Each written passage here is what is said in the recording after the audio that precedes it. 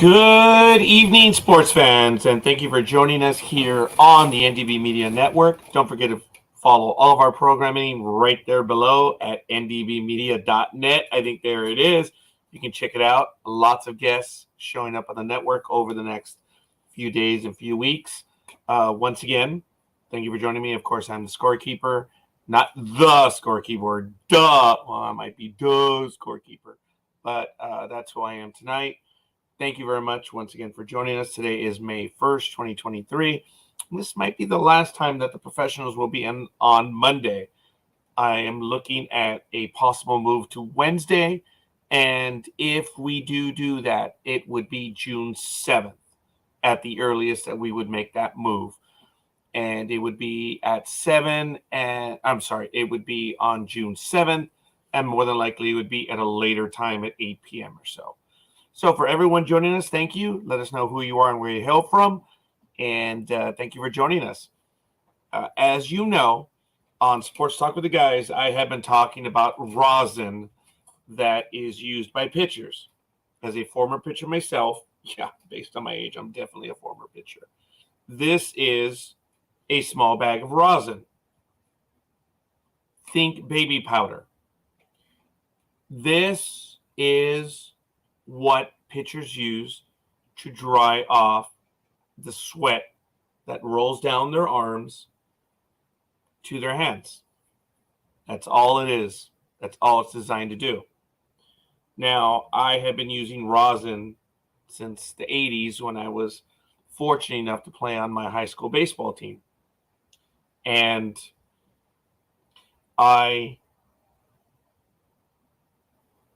knew that Major League Baseball was using the same rosin for the longest time. I did not know, or let's put it this way, I didn't know when Major League Baseball made the change. For those of you that have been watching Major League Baseball over the years, there was a powdered bag that was on the mound, and it was a bag of rosin. And what pitchers would use is that. And for those that remember watching the baseball games some time ago, when the pitcher was either towing the rubber, as they call, or they were just off the mound, they would have the bag and they would use it in a gesture almost like a hacky sack. For those who remember a hacky sack, they would use it to dry them off, and they were working in. It's baby powder. That's what it is. That's what it's always been. And over the last few years, when I have been strenuously, not just yelling out, but strenuously yelling out about rosin not having the substances that certain pitchers have claimed, I've basically calling them liars. It's the spider tack. So I respect David Cone, former pitcher of the Mets, Yankees, a lot of other teams, and he was on video or on Sunday Night Baseball about a week and a half ago, and he was talking about rock rosin, which is what Major League Baseball teams apparently seem to use now. Rock rosin. It's not the rosin of the 80s or even the 90s. So I have to amend my argument about, well, the rosin that the pitchers are using do not have the properties that they claim. Well, rock rosin does have the properties that they claim. And when David Cone famously repeated what Bauer did, I called Bauer a liar. Straight out called him a liar. Rosin doesn't do that. I am correct. But Bauer was using what Major League Baseball is using today, and that is rock rosin. That is significantly stickier. As I understand baseball now, if a pitcher is using rock rosin, the video that David Cone showed exactly duplicated what Bauer did on national television. And Bauer was basically telling Major League Baseball, this is what you're going after us for, and this is what's going on right now. So we don't understand what the issue is. Well, if it's already a sticky substance, which it wasn't before, then Major League Baseball itself has to shut up. How can you penalize a pitcher if the substance is already sticky enough as it is? And let me tell you something. People perspire at different rates. It just is what it is. And many pitchers on warm days will wear suntan lotion. You have to. That is sticky stuff. You know it. Anyone who's wearing suntan lotion. So if you mix suntan lotion with rock rosin, it's even worse.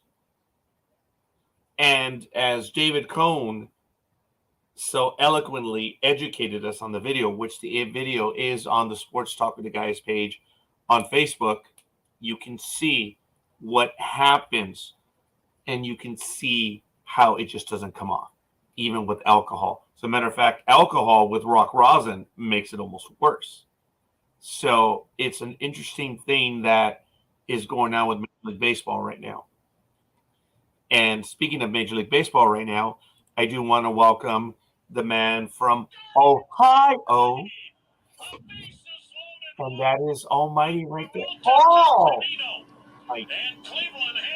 How you doing, scorekeeper? I'm doing very well. Who's winning? It's tied 2-2, bottom of the ninth. Oh, at Cleveland? In New York. Oh, okay. I feel a little bit better. But okay, there you go, folks. The game's being played right now. So, Almighty, thank you for joining me right now. I'm going on an exploratory rant on rosin right now, and I was explaining some of the things about it right now. So I'm basically going to finish it up right now in that, folks, I am now trying to determine when rock rosin entered Major League Baseball, because I don't remember when it happened. I was used to seeing the powdered bag of rosin that would sit on the mound. And as Major League Baseball fans know, the view from the camera looking in, you always saw that powdered bag there. Almighty. Oh, is the powdered one, is that the kind that when you threw it down on the ground it had a puff of smoke, or do all of them have that dust puff when you throw it down? Well, young man, it looks like they're not using that sort of rosin anymore. But yes, yes, what you just said. Well, I'm just trying to get a difference because I haven't heard of the rock rosin. I remember as a kid when we used that rosin, and you watched the games, you do your thing in. If you throw it down on the bag, there was a puff of powder. I'm not going to say what that powder was, but there was always that powder. Right, Raj? I think it's what the rock doesn't have that. Right. Now, rock rosin, as I was telling the audience before you arrived, Almighty, is that rock rosin is sticky by nature. It really is sticky. And you mix that with what players do, as I was explaining on the suntan lotion. Oh man, it gets even worse. And there was a video that I posted, and now for everyone in the audience, forgive me for being repetitious now at this point, but David Cohn took a great time very quickly to explain rock rosin, and my jaw dropped when he was saying they're using rock rosin. I'm like, whoa. When the hell did this happen? I've lost track. So I have to pull back my argument, Almighty, about what baseball is using right now. What we all grew up with, and I guess you are kind of in agreement with me, right? You know what rosin is. It doesn't have the properties that they claim. I'm sorry, I didn't mean to interrupt you. I'm sorry about that. But you're right. I mean, it wasn't sticky. It made your hands dry and gave you a better grip, but there was no stickiness to it. And it would also, like, if you waited long enough, your hand would start to get more moisture on it. I mean, it wasn't a permanent. That's why they always grab the bag between pitches all the time, because they wanted to dry out, get that moisture, to have better control of that pitch, so you can hold that ball better and it doesn't slide around. Because if that ball slides, that's a difference between an excellent curveball and a ball. So, yeah. Now, don't get me wrong, folks. You can use perspiration if done properly. But the point of the rosin, and thank you, Almighty. That was perfect, brother. Yes. The only thing that I would add to that is the reason why, because you can use perspiration to do stuff with the ball. I mean, come on, guys. You can. But when you're standing, you have to forgive me for a moment. I'm just going to, when you're Don't fall over. standing and the perspiration comes down, it messes up with your pitching. And that's the purpose of the rosin, is to keep the perspiration from coming down and, getting out of place, for lack of a better word. So Well, what you're saying is true. You can use the perspiration, but if you don't want to use it, you want that bag handy. yeah. Yeah. And most pitchers, believe it or not, do not want it dribbling down their arms into their palm and their hand. They can use a perspiration other ways and get in the right spot. But that's neither here nor there. We are talking about rosin. So, folks, I wanted to start out with that and just say that I want to amend my argument. If you're talking about the rosin that I grew up with, and thank you, Almighty, for the rosin that he grew up with, it doesn't have the properties that these modern players claim. But rock rosin does. So if Major League Baseball is allowing rock rosin, and which it seems to be that they are, well, by its very nature, it is sticky. And I recommend everyone go over and see the video that's on the Facebook page. So, yeah, folks, I'm not able to do the video that I wanted to do because I still physically cannot do so. But I do intend to do the video. Maybe when I'm able to and healthy enough, I can get on the plane, go meet Almighty, and we'll sweat up a storm, and we'll let the we'll let the sweat do what it does, and we'll use rosin in the manner that we need it to be done, and we'll show you what we're talking about. But this rock rosin, I don't know how long it's been used in baseball, so that does change. So if Major League Baseball is allowing a sticky substance that can mix with the sunblock, there may be argument to what Scherzer was saying. He was mad. We talked about this on Saturday, that he was pissed. And I do want to welcome the big dog in joining us. I'm not sure if it was Almighty or the big dog that was sharing with us on Saturday about Scherzer and how angry he was. That was me. When it was you, huh, big dog? Yes, sir. And it Scherzer is an animated character, but folks, and look, there are times when you can tell when people. It seemed like Scherzer was telling the truth. He was growing impatient throughout the game, and he was getting fed up. And when Big Dog said on Saturday, when you look at it, it was quite obvious, to me at least, that Scherzer was basically, you guys got to get your shit together. So, whoa, is Cleveland winning now? I don't know. I haven't been paying attention. I just heard that they're down to their last strike. So last strike in the bottom of the ninth? I don't know. Okay, fair enough. Well, we will listen. But anyway, I thank Almighty for joining me, and I thank Big Dog for joining me. Thank you. Oh, wait, hold on. Wait. Are they saying hi, or do they want to jump in with something? And Big Dog, you rang the bell first. Good evening, Big Dog. Good evening. I'm waiting for Action Front ear pods to charge up again. I guess they died on me, so hopefully you guys can hear me okay. Yeah. I'm not sure if you mentioned it before I got in, because I got in about maybe 7 after. What rosin is made of? I didn't get into the particulars, but Almighty did, and we can get at Big Dog if you want to go into that. Yes. Now, did you find the difference between? Sorry, did you find the difference between rosin and rock rosin? They're essentially. I put in both. What is rosin made of and what is rock rosin made of, and they both gave me the same answer. So as of right now, I guess rock rosin and rosin are the same. I try to put in what was rosin made of in the 80s, but nothing's come up. Everything keeps coming up current.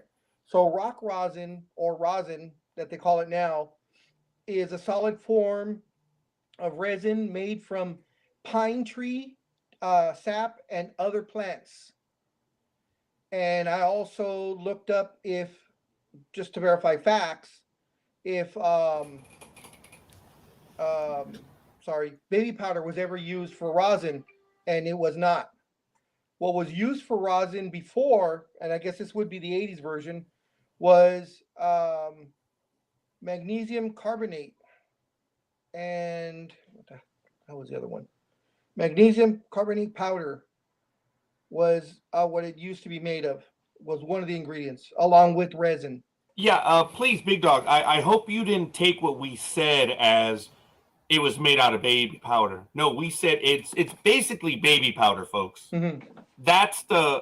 That is what rosin is. And when I purchased the rosin, I've been trying to show everyone that that's exactly what it is. It is basically baby powder. Is it baby? No, but everyone knows what baby powder is.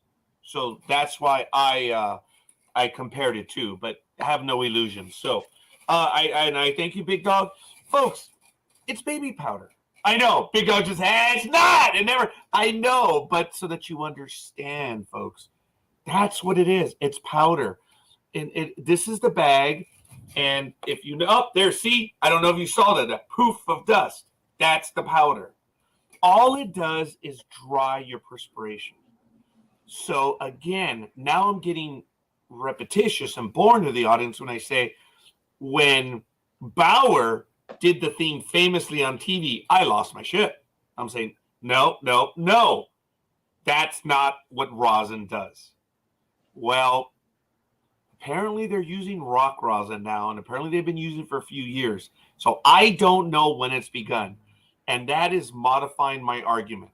Was Bauer and Cohn's demo on Sunday Night Baseball obviously correct?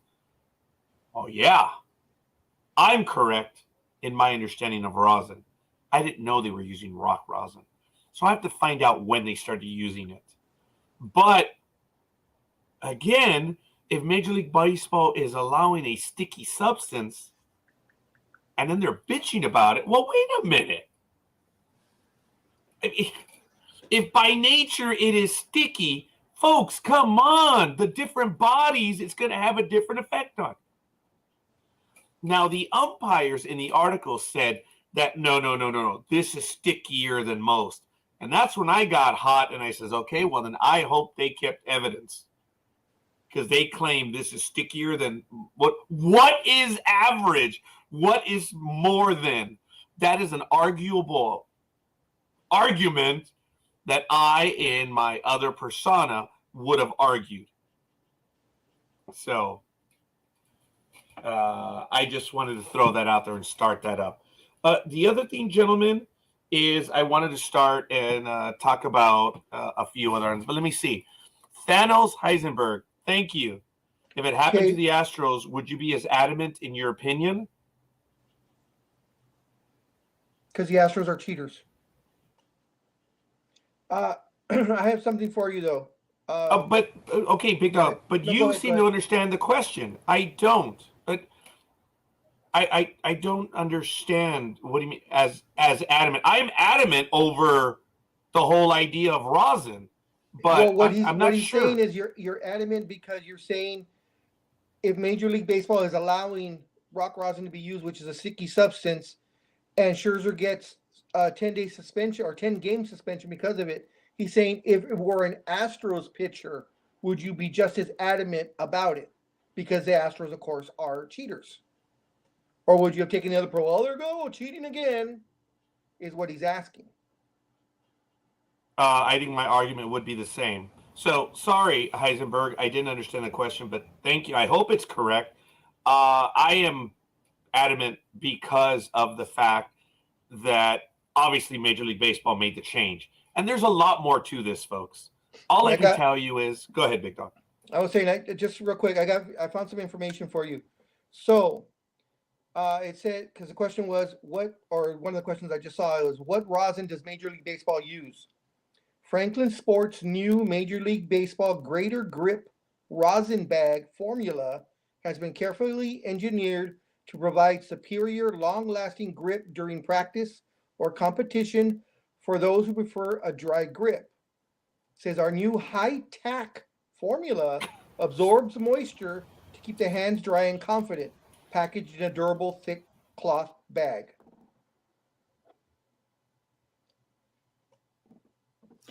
So it keeps your hand confident. But I ran into kind of the same problem too. I was trying to find the history or when they started using rock rosin, but I couldn't. There was no. It was all said rosin, and I don't know if you found it, Big Dog. If there's a certain, or did they just change the name of it or change the formula? I didn't find when that started. So Well, that's what I'm trying to look for too. yeah, and it's such an arcane That's what's got me thing. flustered. Yeah, and look, rock rosin has been used at least since 2019. Okay. Because if you look at what players have been talking about for some time now, that's how long it's been. So very quickly, I do want to give a shout out. Thank you to Peter Gama for the like, as well as Elizabeth Olivia Cooper. Thank you, wasn't thank just you. a like, We do it was appreciate love. Olivia love, Peter's is like, but thank you. That's good. So it's good. So all right. I do know that if you do look at the definition of, it did take me a while to find it though, the definition of rock rosin as opposed to the regular rosin. By definition, the rock rosin is stickier. So if baseball itself is allowing a sticky substance, and then now they're coming down on their very players as to, well, how much is sticky, and well, okay, this is what we know is sticky, but what you're doing is over and above. Come on.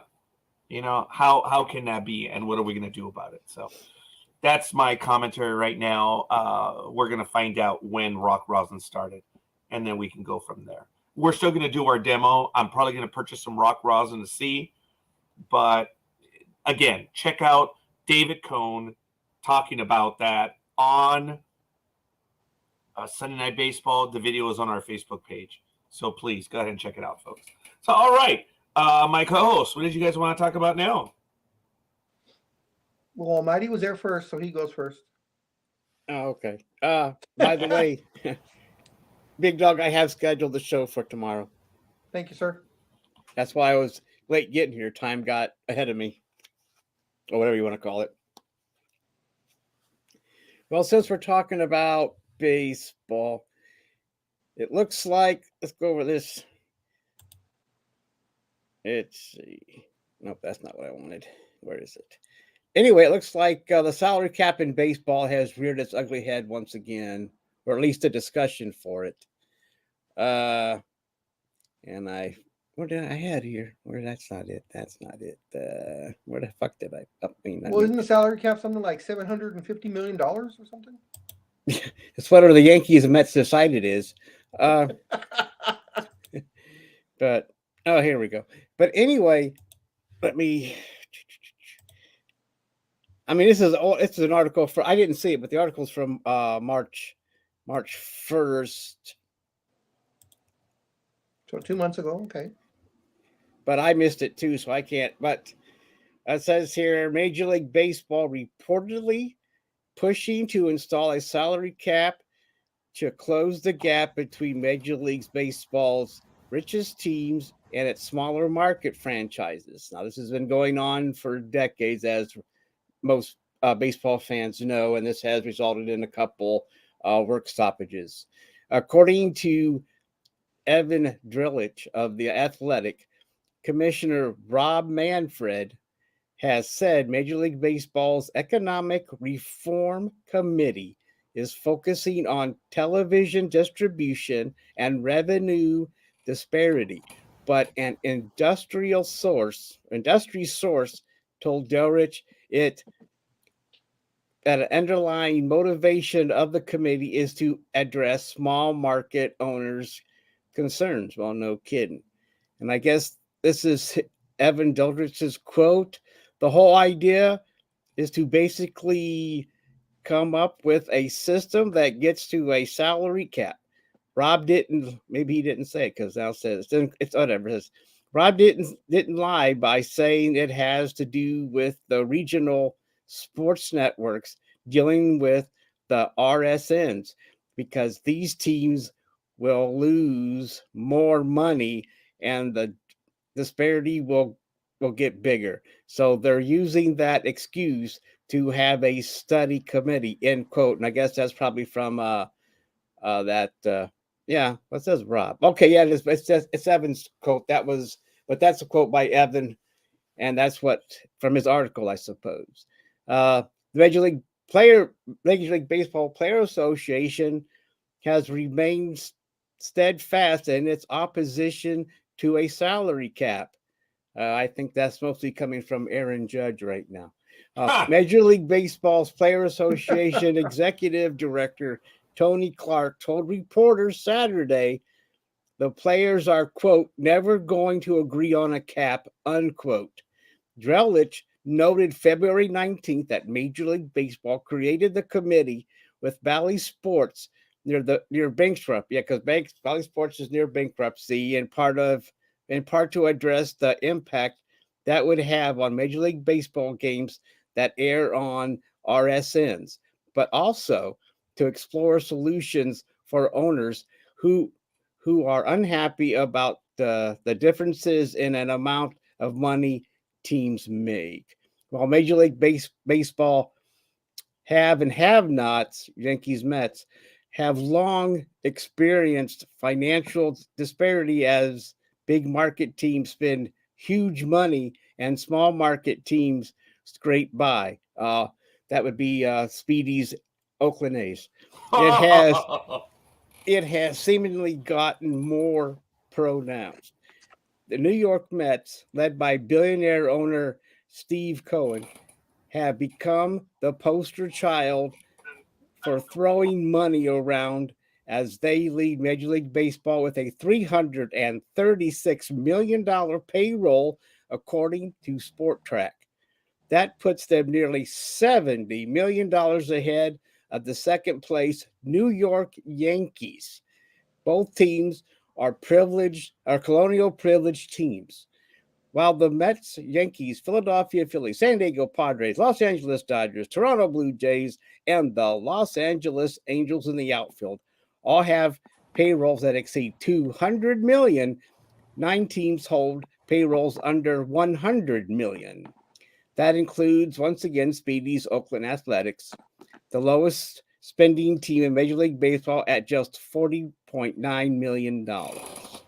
Lower spending teams can hope prospects contribute at a higher level after being called up, but it's nearly impossible for them to contend with the big spenders. And I used to believe that, but I'll get into that later. A salary cap could level the playing field, but it would also cap the earning potential players, which is why the Major League Baseball Player Association has no interest in making that happen. And I'm sure that agents are not either. Major League Baseball is the only one of the 4 major North American sports leagues without a salary cap, and that would include the NFL, the MLB, NBA, and the hockey. That has allowed more players than the other leagues to earn massive contracts, including the 9-year, $360 million deal Aaron Judge. He doesn't have a grudge anymore. Aaron Judge signed to remain with the New York Yankees this offseason. Judge is one of 12 players with a contract of $300 million or more, including Angels outfielder Mike Trout, who leads Major League Baseball with a $426.5 million contract. Major League Baseball tried to push through a salary cap in 1994, and what happened then, Roger? It led to the 1994-95 Major League Baseball strike, which canceled the 1994 World Series. Yes. Major League Baseball would likely meet similar restraints from the players this time around, and the threat of missing games because of another strike may temper attempts to fight for a salary cap.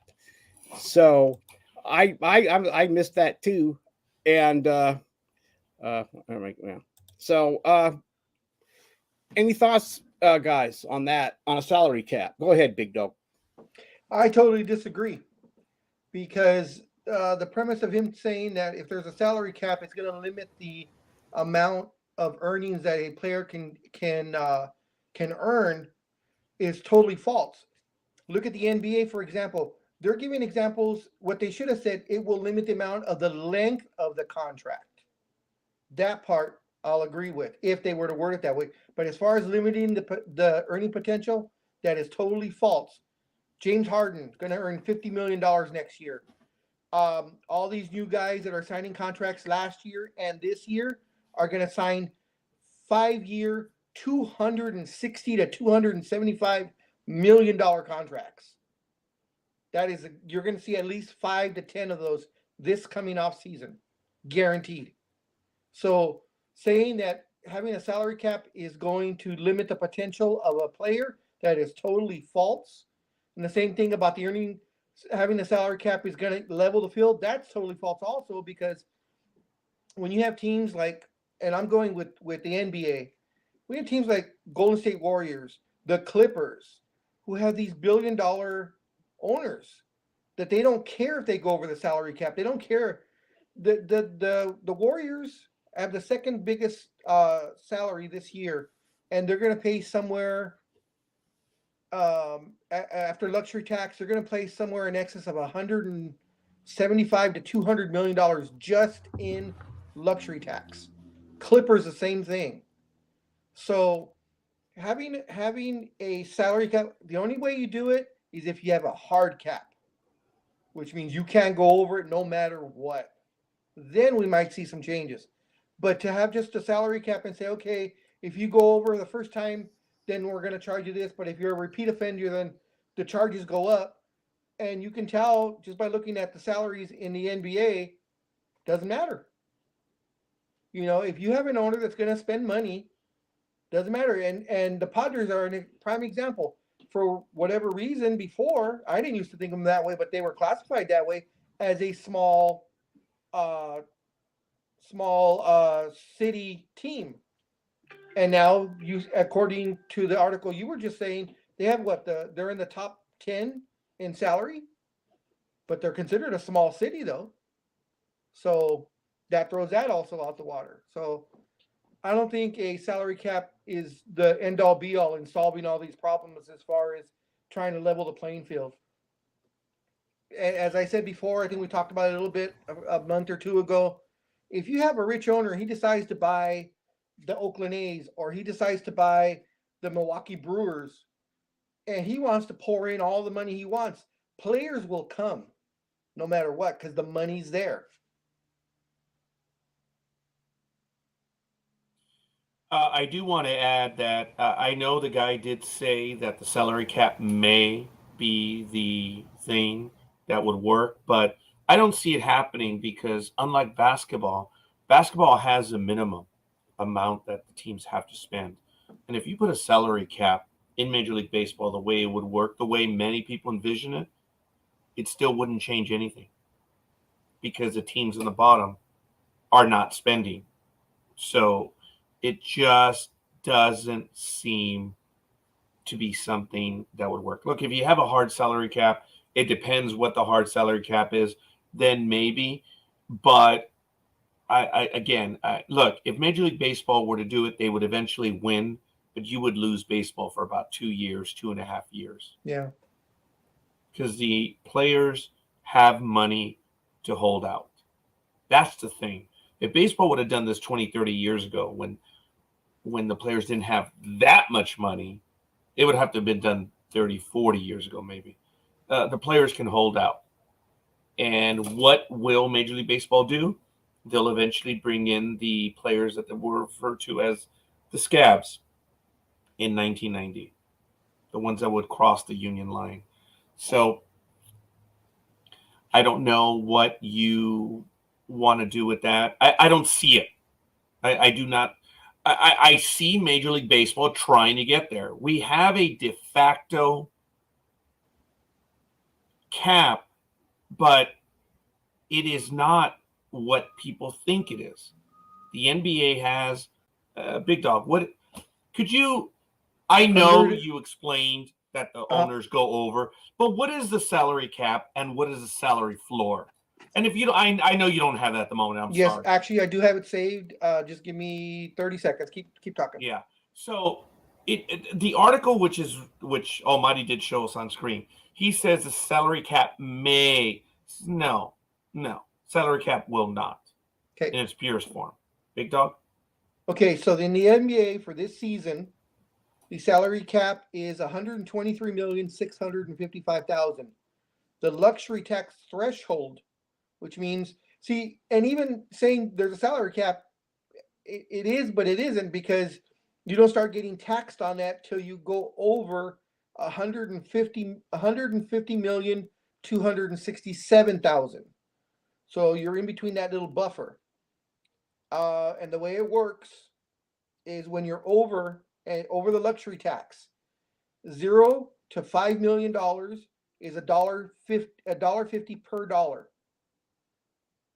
From 5 million to 10 million over the tax line, it's $1.75 per dollar. From 10 million to 15 million, it's $2.50 per dollar. If you're 15 to 20 million over the tax line, it's $3.25 per dollar over. Stop a moment, Big Dog. I'm sorry?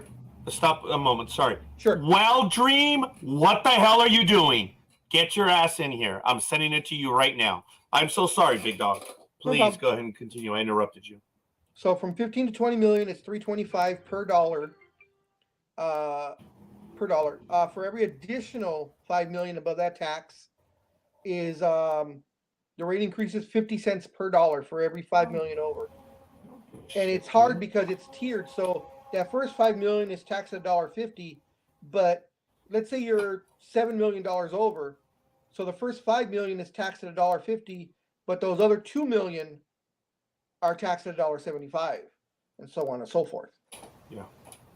And then of course, if you're a repeat offender, which is 3 out of the last 4 years you've been in the luxury tax. Yeah, this is where it really starts to suck. All the numbers, you pretty much add $1 to it. So the $1.50 is now $2.50. The $1.75 is now $2.75. So the Clippers, the Golden State Warriors, and I think the Bucks. I think all three of them. I know for sure the Clippers and the Warriors are repeat offenders. I'm not sure about the Bucks. And of course, the Lakers are getting there too. Yeah. There's a shitload of money in luxury tax, and of course, all that supposedly is dispersed amongst all teams.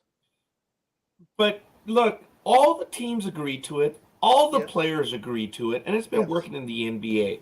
So the MLB, if they were to adopt, whether it's a salary cap or a hard salary cap, how is it going to be? I remember when the NFL had a genuine hard salary cap. That doesn't exist anymore. Nope. The same thing. So they have a salary cap, but it's not what it was. Major League Baseball, what are you talking about? Salary cap? Are you talking about the luxury tax with a minimum? I unfortunately I do see a salary cap eventually in Major League Baseball. I do. These players today, they're nowhere near the players of even 20 years ago or 30 years ago. They just don't have it. They don't understand. They grew up with labor peace. They don't know how good they have it. So Tony We're Clark. not gonna get Thomas. That's what he said. And while you were talking, I said, bullshit. Get your ass in here. Yeah, that's true. He's the boss. He can take time off. Shit. Yeah, but he is the boss. So, Almighty, your thoughts itself on salary cap for Major League Baseball. Okay. Well, I'll give the example first of how it works in the major. God damn it. Sorry. The NFL. There we go. Got all my sports. Eventually, we were going to get there, but thank you, Almighty. Oh, by the way, it's going to be a weekly show Anyway, Okay, big dog, that's a funny one. I'll tell you off air. so That is a funny one, Dick. the salary cap it rounded up for the NFL is $225 million. So that's their salary cap. But if there's, and it seems to have made some kind of a parity in the NFL, but still, you still have your strong teams, and you still have, and the New England Patriots have proved, and maybe Kansas City will too, that dynasties can still happen, even though it's a salary cap. But also, and like, even if there's a salary cap, and if there's that loophole, like in the NFL, I love you. they will be able, like the Browns did with Deshaun I Watson, love take the you, bulk man. of that yearly thing and yearly salary and put it as a signing bonus, so it does not affect the cap at all. So, and other teams are going to use that too. Trust me. And I'm sure if Philadelphia will have to use it, will probably use it too with Jalen Hurts and a few other teams, since the Browns have led the way to loopholeness. So, but anyway, but still, even with the salary cap, Oh, damn. but so Thanks, that's Almighty. what happened. Oh, no. Continue, please. Sorry. Oh, but He needs a tissue to clean himself up. He I got was too being excited. phallically facetious. so anyway, so the salary cap has been in the NFL for I can't remember Hi, how long, Jay. for a long time. So, and it seems to have helped. There seems to be, but of course we see the downfall of parity with the NFC South with and other years when teams with a 500 or lower have made it to the playoffs as as division champions, while teams that finished third with a far superior record left off the bench because they weren't in the right division. But well, maybe.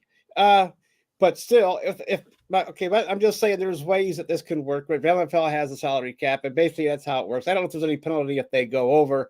I don't know if it's a hard cap or not, but they usually. But I haven't heard of anybody going over it, so it might be a hard cap. I think it's a hard cap because I think they go over it to get fined and stuff. So it's a hard cap. Almighty, Yeah. Is there a minimum in the NFL? For what? The salary cap? Well, not for the salary cap, but a minimum that a team must spend, like the NBA. See, Because I didn't look and that Big up. Dog, I could just you looked look up. it up or explain to us what happens if a team does not spend the minimum? I don't know. Well, I didn't can't check speak for that the one NFL, out. but I just wanted to make sure I had the. No, and cap. Almighty, I appreciate that. We've talked about this, and we ourselves don't know.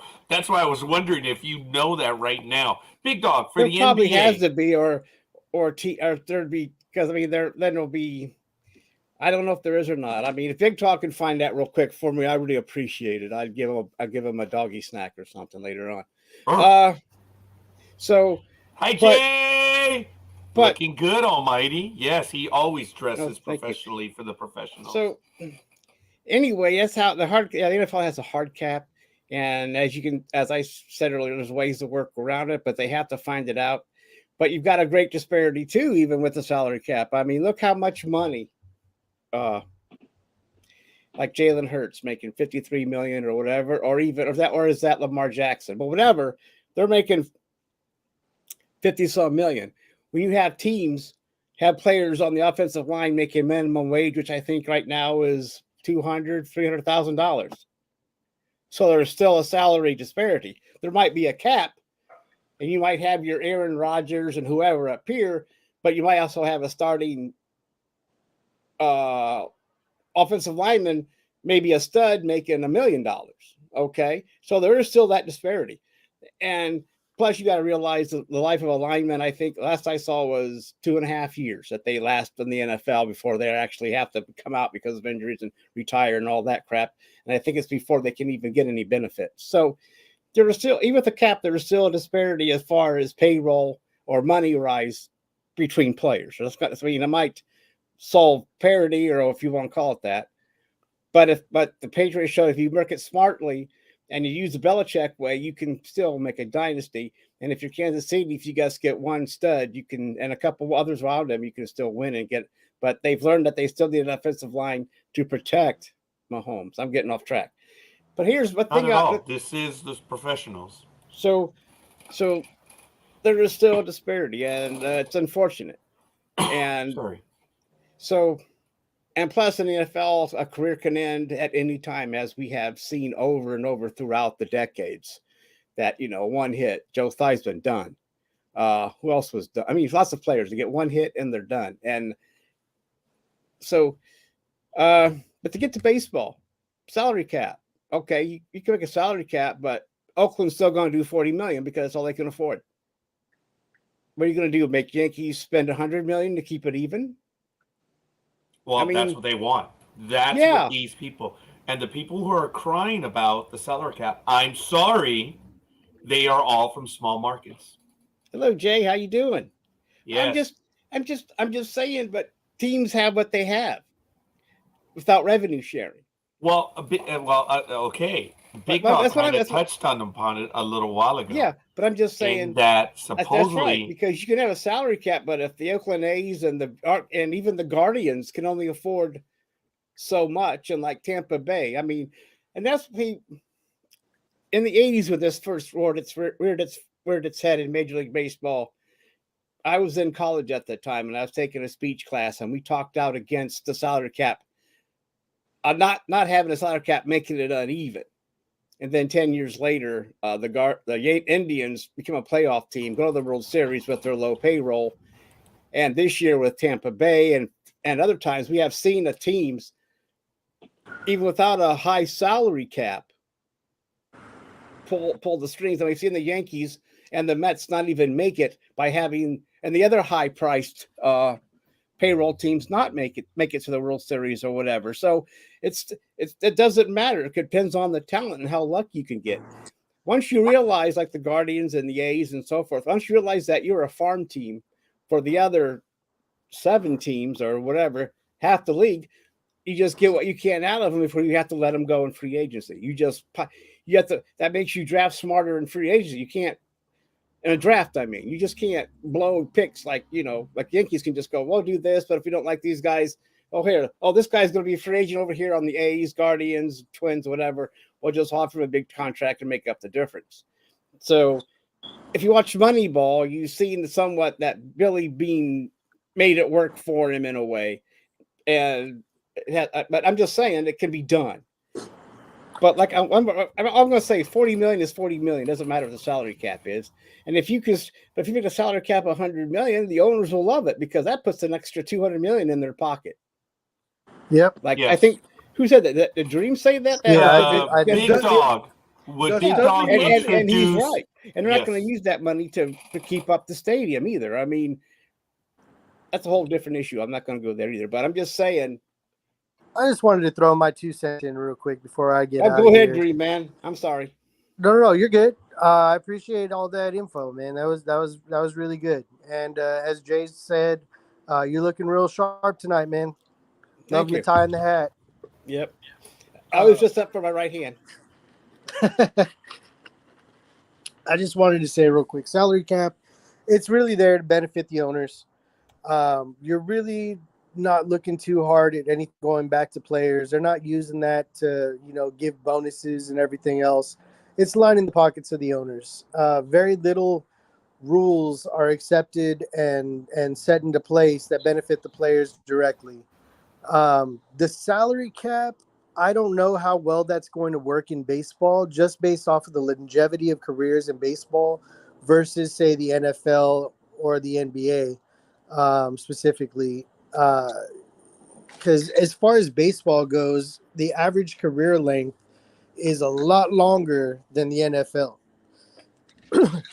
Or even the NBA, or even the NHL. Yes. Right, 100%. We've talked about that over the years.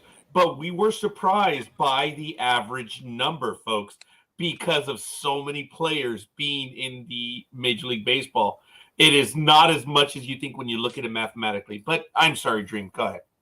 No, but I mean, like, if you look at the average length of a football career, you're talking a couple months for, or a couple seasons for, linebackers. You're looking at, maybe you'll get a quarterback, lasting a good amount of time. But there's so many injuries due to contact. Same thing with the NHL. Yes. You Sorry. good, big dog? You good? Yeah, the Sixers just beat the Celtics on a game-winning buzzer beater by Harden. So yes, fuck the Celtics. I'm upset. I want the Lakers Why? to take them out in the finals. Well, they can still get there. I'm always happy when they lose. I agree. I agree. But as far as the salary cap goes, the baseball it has a much longer career than the other sports, which means guys are going to be around longer, which means their salary is going to be higher, which means the salary cap rules are really going to mess people up. But essentially, it's there to line the pockets of the owners. Anyway, just my 2 cents. I'm not a fan. I'm not. Pay the players what they're worth. Let them play, and get out the way. And Dream, we thank you. We know you're busy, entrepreneur, but it's 3 cents now, brother. Especially coming from you. Inflation. All right. At the very least. You've earned Gotta it. go. Thanks, Dream. I hope you're doing well, Thanks, buddy. Dream. All right. Peace Thank out. you, Dream. Have a good Yeah. night. Stud muffin. You too. Yeah, I was expecting Big Dog to kind of introduce him and do the stud muffin call, but it didn't happen. I don't understand why Jay is upset, and not only upset, but when you have an engineer that writes it 3 times, He's talking I'm about worried. he's talking about the Sixers Celtics. oh, Upset. fuck it then. No. And to answer your questions that you were asking before, the minimum salary in the NFL is $750,000 a year.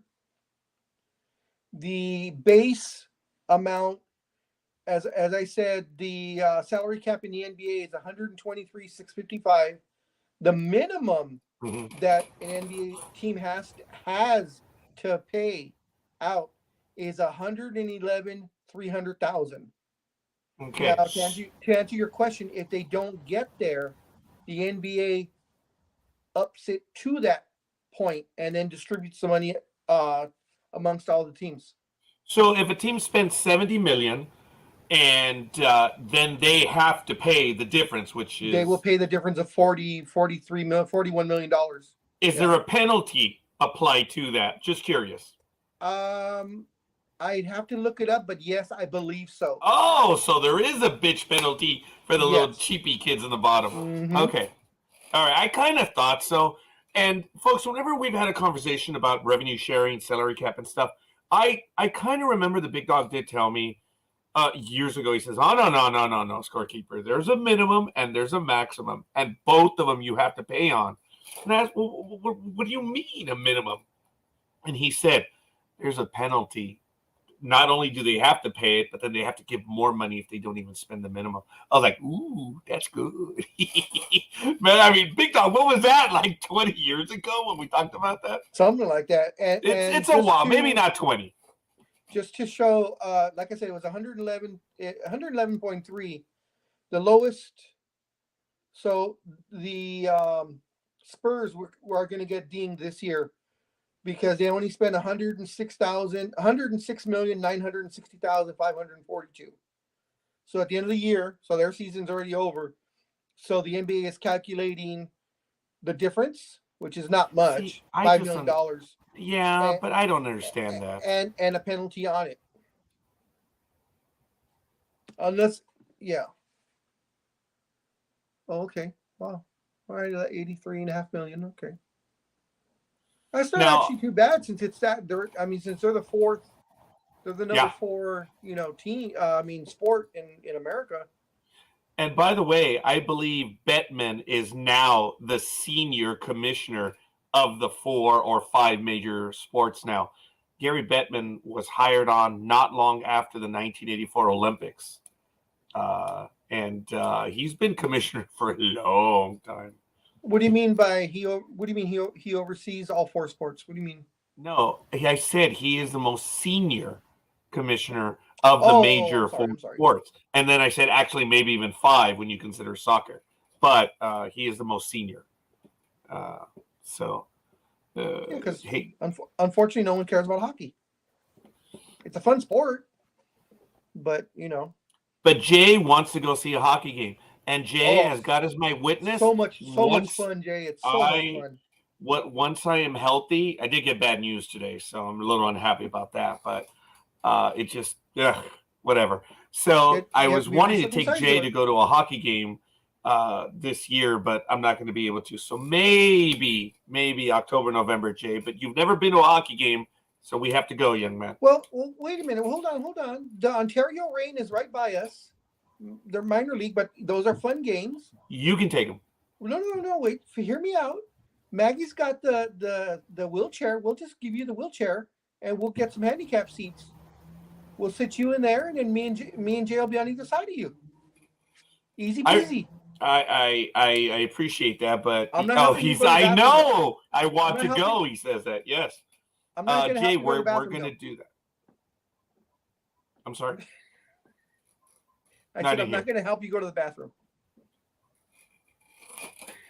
Yeah. Anyway, so okay, we'll just go ahead and move on, ladies and gentlemen. It is what it is. So.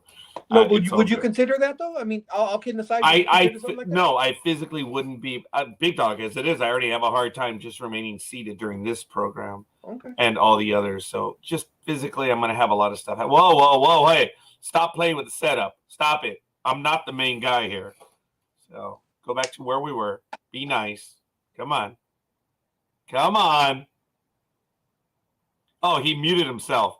Way to go, Almighty. But okay. Yeah, I did. I'm sorry. I was just seeing. Well, I'm trying to figure out how to. We're pressing the buttons. Well, I was trying to see what did what. I mean, whatever. Oh, you got rid of the big dog. Did I? Yeah, look, you kicked him out. How did I do that? Because you're screwing around, Almighty. Well, then I'm sorry. I won't do it again. Sure. You You see, now he's back. I'm sorry, big dog. I kicked you out. Like I'm playing around with all the buttons. that was me. That was me. See, What a good. Now I can continue playing with buttons since it wasn't me. I'm just kidding, Raj. Oh, I wasn't. If it wasn't for this little gap here, he'd reach over and smack me. Is what he'd do. He'd go, bam, stop. You get that roller out like a Catholic nun and start hitting my knuckles. That's what he'd do. I was never threatened by the Catholic nuns, but I did have several, and several of them spoke several languages. So when I was going to high school, we had Star Trek V in 1984, and then Mark Orkarin wrote the Klingon dictionary in early 1985. I bought that book, took it to the seminary. We couldn't learn Latin for shit, but we sure as hell were learning Klingon. That was damn funny. And a lot of my classmates learned Klingon that even after we got out of high school, we would use it every night. And it got us out of trouble because no one spoke Klingon, man. It was funny. Is there a hand down there? Yeah. Are we doing joke of the day or Oh, by all means. since it's sports talk with the guys? By all It's just a means, quick- please. It's just a quick Chuck Norris joke, Ooh. Yeah. Not a magic trick. Well, kind of. Chuck, did you know Chuck Norris is so tough that he can swallow a quarter and he's going to shit out 2 dimes and a nickel? I did not know he had that. What's that? Am I not being? Yeah, you're starting to go in and out again. Yes. Okay. Tell everyone else to get off the internet. No, it's the iPad. I'm having trouble with it. I don't know what's wrong. Oh, I'm sorry, big dog. Well, folks, Do ladies you and want gentlemen, the- we you are want the now really bad entering one the now? second hour here on The Professionals on May 1st, 2023. Thank you for joining us. Of course, that's a big dog down there, Almighty, and the scorekeeper right here. We had Dream on with us earlier. So, Several people in the chat room. Thank you for joining us. Almighty, you had something? real quick, since we're talking about a salary cap, when is the agreement over? The contract? Oh, they just signed it. I think they still have this year plus 5. They're Then going to be why at would it they- for a while. That's interesting. Third, I would. Oh, Almighty. this is a situation of people not having anything else to write on. It was Okay. deadline. I will comment about that in certain articles when I see what they write. I said, must have been deadline and you had nothing else to write. That's Oh, usually then it was a me. waste of words because why would I did if I would have known that I wouldn't have taken. I mean, I guess it's a good subject to discuss, but it seems like there's no imminent time on that at all since they have 6 years to go. Yeah, and like I said, dude, there are times when there are so many trash outlets out there that Yeah, well- have to have an article every No, day. say it Well, ain't I thought it was so. interesting because we've been dealing with this issue for over 40 years, so I mean, why not? But still, it's a good topic. But 6 years down the road, who knows what the climate will be? So anyway, you have something now, Big Dog? If we're finished with the salary cap, boo ha ha. I mean, it's just conjecture. I mean, because we've had the Chicago curse, and then there was the Boston curse, the curse of the Bambino, and of course Chicago was the curse of the goat. And I don't mind that if there's a curse or there's not a curse. I really couldn't give a shit. I'm happy with it. But all kidding aside, guys, what the hell's wrong with the Clippers? Oh, Every single year, on paper, they're a damn good team. I mean, so do they have the Lasorda curse? I guess you could say. I mean, on paper, much as we like to give Kawhi and PG-13 a hard time because of their injuries, when they are healthy, I mean, that is one hell of a team, much as I hate to say it. But it seems like every single year, for whatever reason, they just can't get over the hump. It's not coaching, it's not ownership. It I don't know. What do you guys think? Is it just bad luck? Is it just because they suck? Because all kidding aside, they do great in the regular season. This year they did so, but for the most part, for the last about 5-7 years, they've been at the top. Haven't gone anywhere. So, in your guys' opinions, what's going on? What do you think needs to happen for them to take it at least to the conference finals? Jay says it's injury. They actually have the Lasorda and Tony Romo syndrome. That they're looking good on paper. What did Lasorda say over the 1986 Houston Astros? We're better on paper. What did the Astros say? We're going to kick your ass. And they did in 1986, by the way. But they lost to the Mets in the playoffs. Let's see. Jay says, it's the Clippers. That's it. That is what she said. Go ahead, Almighty. What's this? Also, one of those curses that involves the Indians. So that was a long time ago. But The curse of Rocky Colavito is a phenomenon I've that heard that supposedly one. prevents the Cleveland. Yeah, I've heard of the player before. Check it out. From winning, be it in the World Series, the American League pennant, and all that. So, Well- folks, it's sad because if you go back to the Bartman game again, this is the worst of fandom. It wasn't Bartman. We've talked about this ad infinitum, ad absurdum. It wasn't the curse. It was the Cubs, the players there that blew it because they still had No, so many God damn it! opportunities It to was do the that. curse. It was a curse of the goat. God damn it!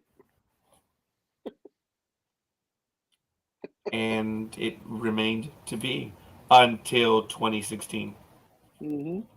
Yep, they came close in 2015. And as I said, remember on the day supposedly it happens, the Cubs lost that day.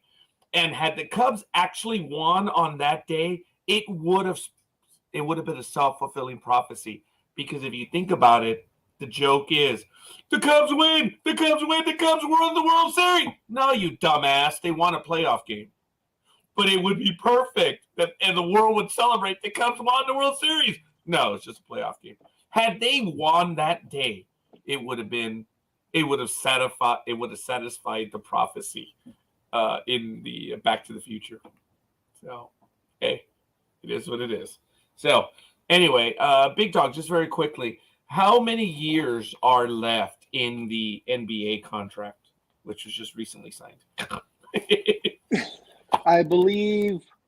It's a long one, isn't it? Well, they just about a month ago they agreed to not doing the out clause next season. So I believe it's 2 more years or 3 more years. But they had a clause in their agreement that they could have ended the contract next season.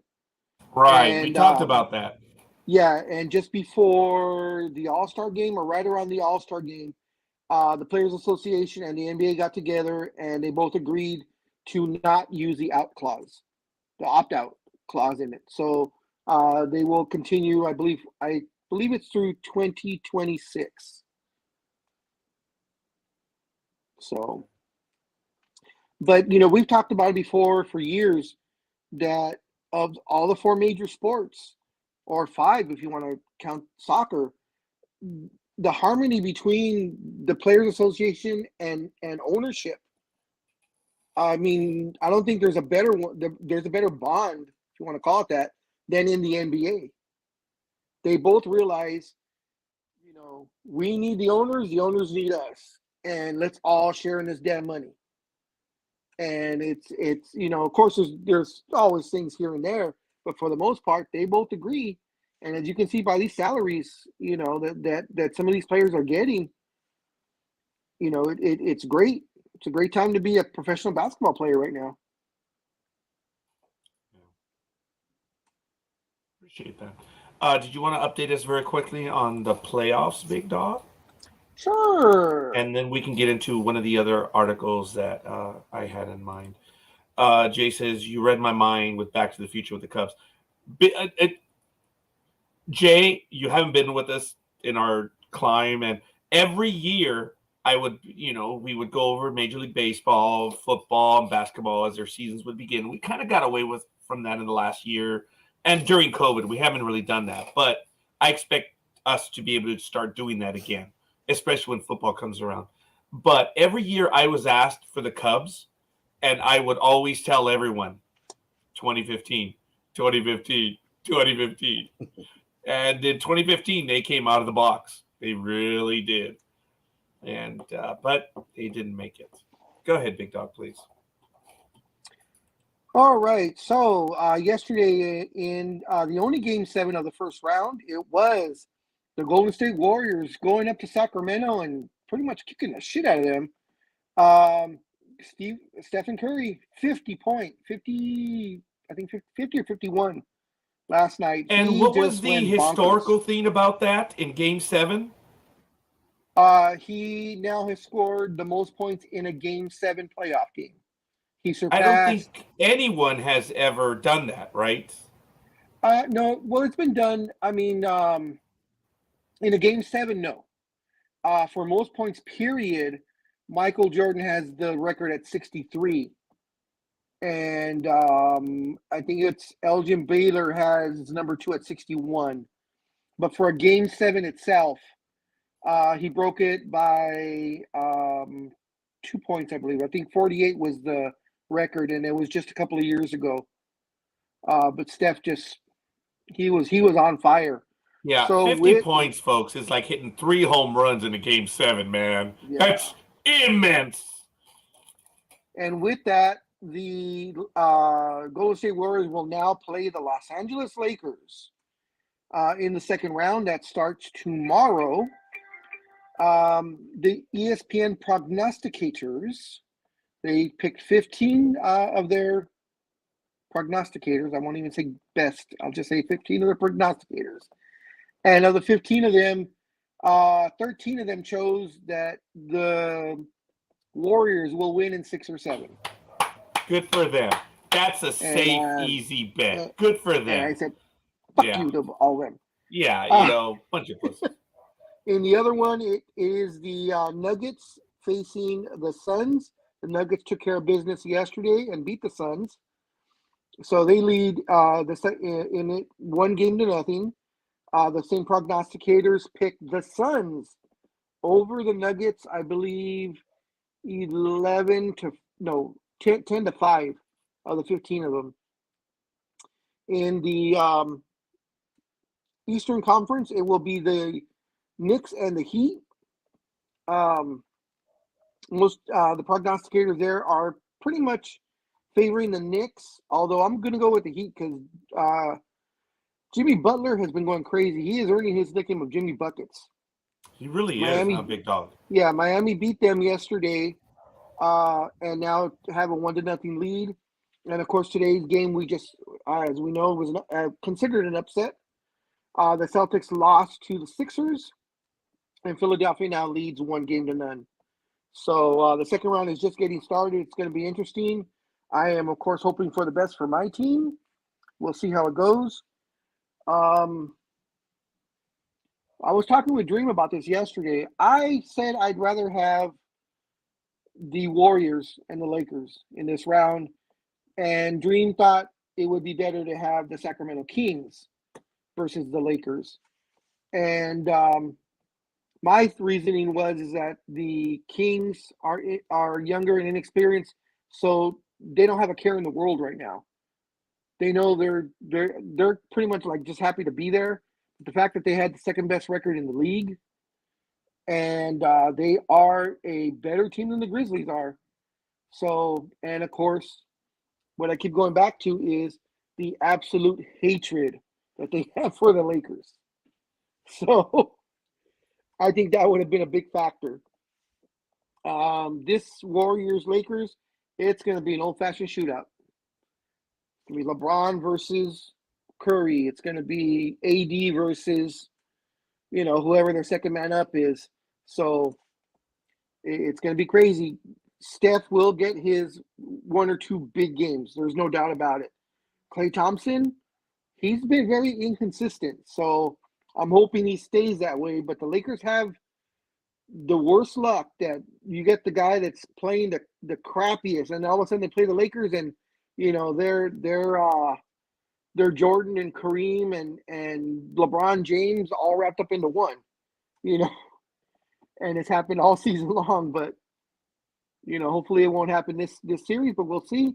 And also I want to shout out to all the in the blogosphere who is putting out those just hilarious memes of Mr. Number 24 of the Grizzlies that talk shit about LeBron and the Lakers. They, that's just the way I am. I love poking the bear. And LeBron's old. I'm not going to respect him until he gives me 40. And this is the part I actually wanted to get your opinion on, Scorekeeper. How do you feel the fact that he talks so much crap in games 1 and 2? I mean, young kid. He's only like 25, 26 years old. So he's in that, talking crap age.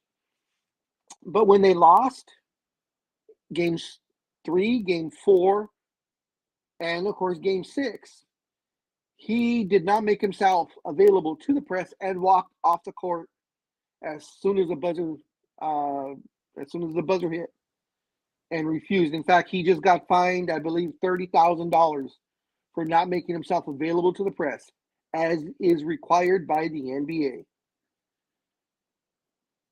Well, everyone's going to get mad at me, but that's what we used to call a little bitch that just mouths off. Mm-hmm. It's the little kid that is making noise in the background and, loves to talk a big game. And, it's just his little baby.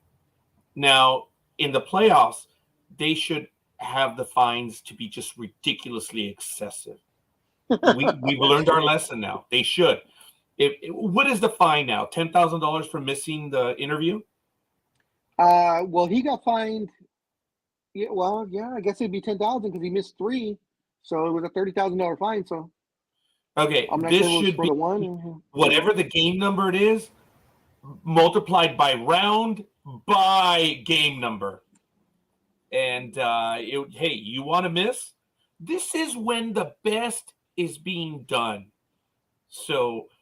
I if this is game 7, it should be $70,000 times 2 because it's the second round. Would that be correct, Big Dog, or is it still the first round? Well, against the Grizzlies, it was the first round. So it would Okay, have just been 70. $70,000. All right. At each game that you want to miss, knock yourself out, dude. No problem. You want to miss? Go ahead and miss. That's how you treat the little biatch. Okay. So, Big Dog, you know how I feel about trash talking. First of all, no one knows how to trash talk anymore. They don't. They really don't. They're just stupid little video game players that their daddies were much better at trash talking than they were. No one knows how to trash talk anymore. And not only that, but this guy was like maybe the third or fourth best guy on the team. So it's it's like Patrick Beverly trash talking, you know? Yeah. Usually when those guys trash talk, what does the rest of the team do? Turn around and shut up. Don't put us in that spot. Guys, I've told the story that when Dream and I were competing when we were in a youth group, Dream's team was kicking the holy living crap out of us. They were just batting around, just kept getting run after run after run. And they weren't dicks about it. They were lighting us up like a Christmas tree, you know, and it was summer. It sucked. And but they weren't dicks about it. And then they went dark. I mean, they went flat. Their bats disappeared, and we started coming back. And we actually took the lead. A miracle come from behind. And everyone on my team, we had girls and boys on our team, and they started to cheer. I'm like, no, shut your mouths. Number one, because there were 2 reasons. Number one, you don't want to irritate them and give them a reason to get back in. That's right. And 2, they weren't dicks to us when they were. I mean, they had our heads and they were rubbing them in the dirt, okay? And they didn't say anything. They weren't dicks about it. So my thing to them was, hey, they weren't talking shit. They weren't high-fiving and clapping when they were knocking us in the dirt. So that was my primary thing, is they weren't dicks to us. Don't be dicks to them. And the other thing is, don't piss them off. Don't give the other team reason. There is nothing good that comes of trash talking. And Almighty, you did go silent for a little bit. Jay did have a comment earlier. And no cowbells, Almighty. So I don't know if you did see that earlier. But Jay does say Detroit Pistons. Oh, okay. They were a-holes, but they were good at it. How big and they could back it up. I mean, it's one thing to trash talk. Yes. You know, it's one thing to trash talk. And the thing was, too, with this guy, I can't remember. You're right, Barnes, Jay. The guy Barnes that was doing the, I don't respect him, blah, blah, blah. LeBron wasn't having a great first couple of games. I mean, Lakers won the first one. He did okay. I think he scored like 14 or 16. He wasn't having a LeBron James type numbers. And after, they're getting ready and he's, as they said, he's poking the bear. Why go after a guy who's not having a great series, but he's the greatest, he's not my favorite guy. You guys all know that, but I got to respect what he's done. Why are you poking at the guy who is the greatest scorer of all time and averaged in his 20th year, averaged almost, and averaged in his 20th year, almost 30 points a game? Oh, he's old. I don't respect him. He's old. He's trash. I mean, what's the stupidity in that? I think the question in and of itself is right there. It's how stupid are you? Oh, okay. I asked the question. How stupid are you? Big Dog knows that I will cheer for my teams. I'll mutter against them, but I'll never give the opposition reason to get pissed off. But you cheer for your team. That's the best trash talk there is actually the best bit of trash talk, folks. Scoreboard. Scoreboard. And that was in the 1990s. Remember that, Big Dog? The late 90s? Yep. That was the best bit of trash talk. All right. Yeah, I know. Oh, well, my team's the best team, in the fourth quarter and with so many down by this. And scoreboard, pal. Scoreboard. Yeah, it's like the red syndrome again. I told Big Dog, hey, Big Dog, he remembers in the 90s and early 2000s when the Reds just always sucked. I told Big Dog one time, hey, Big Dog, I don't know how, but I spent some time on the internet and I ended up in some Cincinnati. That's why the Big Dog makes fun of me about the Cincinnati Reds being my second best favorite team. I said, dude, they are psychos, dude. If you go over to a Reds board anywhere, dude, if you read their posts, they believe they're the greatest team in the history of shit. Oh yeah, did you know that the Reds on night games following a doubleheader loss, they've got the best winning percentage, they're batting, runners and score, and it's just psycho shit. It's just psycho shit that they're trying to, trying to chest bump each other, and they're like, they're the shittiest team in baseball. But I guess they had to talk about something. So I told Big Dog, hey, Big Dog, if you're ever depressed, remember, if you're ever depressed, go visit a Reds fan board, and your life will be better for it. Because you will realize that there are other people that are much more fucked up than you.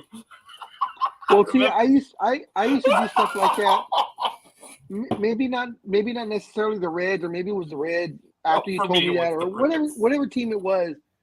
And I would love to go in there just to piss people off, because they'd be like, just like you said, oh yeah, did you know that after they played a doubleheader on a Tuesday night, Yes. from a day game to a night game, they had the best blah blah blah blah blah. And what do you have to say about that? My answer would be, well, even the sun shines on a dog ass sometimes. Yeah. Oh, and they would just go ballistic on that. They would, and it's just absolutely funny, folks. That's why I think the best bit of, other than what Jay said earlier about the Detroit Pistons, they were a-holes, man, but they were good at it. And like Big Dog said, not only were they good at it, they backed it up. The Detroit Pistons, the mean guys from Detroit, they were a good team, and they backed it up. And I think that's what we loved to hate about the Detroit Pistons, is they were going to come in, they were going to beat your ass, talk some shit, but it was glorious when you could put it to them. But Detroit was good while they were good. Let's see both of you guys. Who do you think? And also Jay, who do you believe that the players said was the best trash talker in the 80s and early 90s? Basketball, right? Yes. Ooh. Okay, give me a quick moment.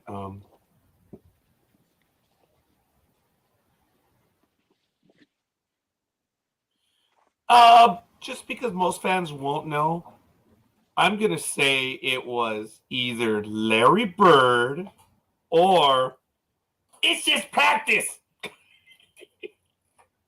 And you're frozen, Big Dog. I don't know. No, not. I know. To me, you are. I'm sorry. Oh, I don't know about Iverson, but okay. Almighty. I guessed. I don't know. Well, I guess Dr. I was J? thinking. Well, I was thinking that too. But I was Oh. thinking, Dr. J, or maybe Magic Johnson. Oh, wait a minute. Jay could be our Dr. J. Ooh, I like that. Anyway, sorry. Go ahead. Actually, Raj had it on his first guess. It was, huh? It was. Larry Joe Bird, Hick for French Lick. Okay.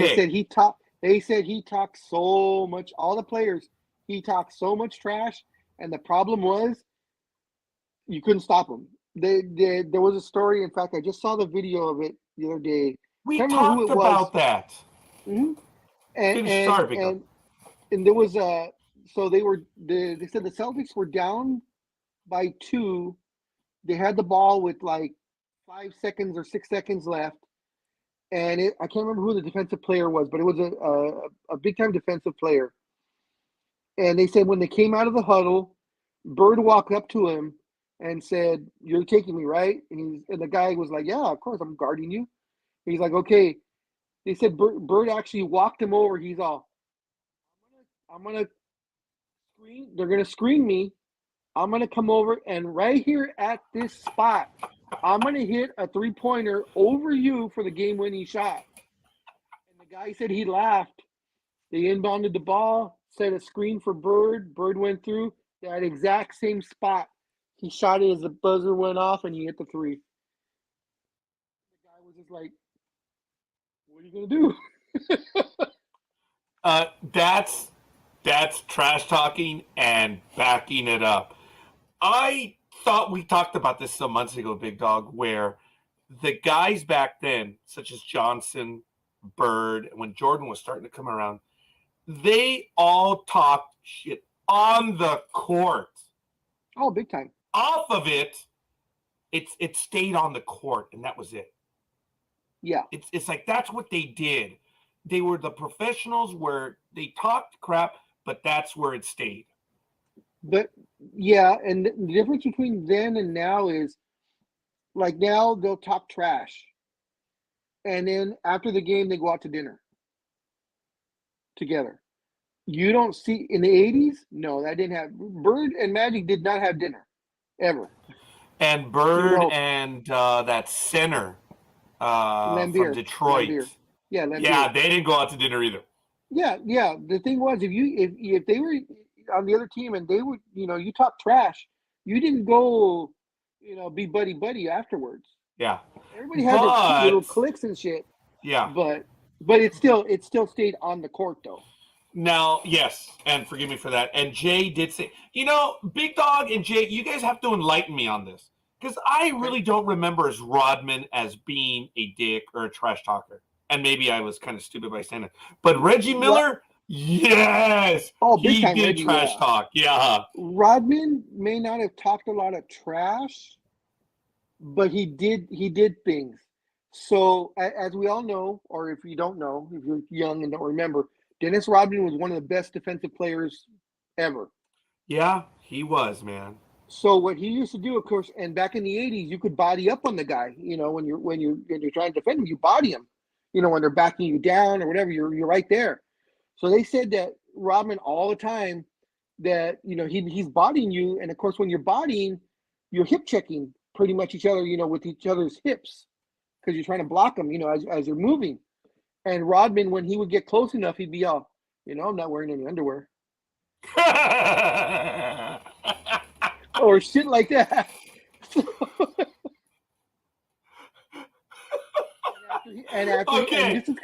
And this is coming from Rodman, and he would say, he would tell the guy that, and in the next sequence play down, he would really body up and kind of like rub his groin on the guy's like thigh. Okay, now that's interesting. To get into the guy's mind. Yes, you do that. You get into the guy's mind, and that is so funny. And to think that he didn't really have to do that because he was going to outplay you anyway, but wow. That's funny. That's damn funny. I didn't know that one. Yep. So there's different forms. There's different forms of trash talking. Yes, but hey, folks, I did it playing baseball. I would talk crap since I played first base. I was a pitcher, so you didn't get to talk crap a lot when you're on the mound because Yumps get real pissy when the pitcher's talking shit. So, but as a first baseman, when I was playing the semi-pro ball here in Southern California, at first base, I was actually the friendliest guy on the team. Everyone in the opposition would actually talk to me. But when the games were closer and tighter, I'd F with them. Oh, hell yeah. But the funniest thing is I wasn't mean, but I basically played in the hood. So could you imagine me playing in the hood with my speech pattern? I would say shit to these guys, and they're like, what? And it would distract them. And it was funny, and I knew I had that. I would tell them something, and it would throw them off. And we used to pick off a lot of runners at first base. I'm so proud of that. Oh, my God. It was funny. And it's not that the guys were dumb. But, folks, my speech pattern does not fit in the hood. So I played all over the place, and I got away with a lot of stuff. I did. Hell, I even intimidated some umpires just by the language. But I wasn't. You guys have heard the stories. I didn't. I was a friendly guy in the field. I was just happy to be playing. But when the games were close, you got to get under their skin. You got to talk crap to them. My thing was just to keep them off balance, and I think that was the pitcher in me. Is you got to keep them off balance. And I was playing first base, so screw it. Little bird. He's talking crap. So anyway, Almighty, where are you, buddy? Oh, wow, he's back like that. You're still muted, brother. So, ladies and gentlemen. Yeah. As far as movies go, though, baseball shit talking, I think Bull Durham was up there. Oh, good God, yes. And Major League. Tom Berenger, remember he's behind the plate? Yeah. When they have to get the out, he's talking about the wife with the lampshade. No. And guys, there is so much of that shit that really does go on. Sometimes it gets really mean. But I miss playing. Oh my God. Yeah, you're right, Big Dog. Because there's always the chirpy little birds. And more often than not, you just ignore them. But every now and then they'll get a good zinger. And you know it's a good zinger when your own teammates, on the opposition are laughing. The runner at second's talking shit to the pitcher, and the team on the bench is laughing. That's really good stuff. That's how you know it's really funny. And I appreciated that stuff because, again, you're trying to keep them off balance. Because, if you want to be mean, you want to be a dick, there's nothing to that. And you know what? No one likes you. And you're going to get spiked. It's just the way it is. And I'm all right with that. Because you want to be a dick, go ahead, be a dick. But that's a whole different era. So anyway, but Reggie Miller, yeah, I had forgotten about him. That guy. Yeah, he's one of the biggest trash talkers. Yeah. Especially against the Knicks. Yeah. Yeah, he was. But very quickly, gentlemen, I want to take a quick commercial break. Announcement. We have tomorrow a program that was just scheduled. What is it going to be, gentlemen? Would you guys give us a tease about that? And then we're going to talk about our first joke night of 2023. So go ahead. What's going to happen tomorrow at 6? It'll be Porn Stars 101. And we'll be interviewing porn stars and talking about their positions that they use in the movies. Wow, it's about time. And it'll be on the 69 channel. NDB Media 69. You guys think that it's not real. It is real. There was what, two shows? 3 shows? 4 shows? Not too many, but yeah, there were 4. A few. Because you guys interviewed that one girl, the Playboy girl. Oh, you guys. It was Cliff, dude. Yeah, we learned a lot about Cliff on his. Oh my God. Big Dog and I were like, little too much we learned from him there. Holy crap, we did. Oh my God. No, but all kidding aside, people, tomorrow, 6 o'clock Pacific time, 8 o'clock Central, 9 o'clock Eastern, we will be having Comics 101 making a return, and we'll be talking comics, all things happening. We'll be talking about Free Comic Book Day, which will be this coming Saturday, and we'll also be going over the ages of comics, gold and silver, and the fact that the modern age has been the modern age now for 25 years, Almighty? 40. It seems that, well, yeah.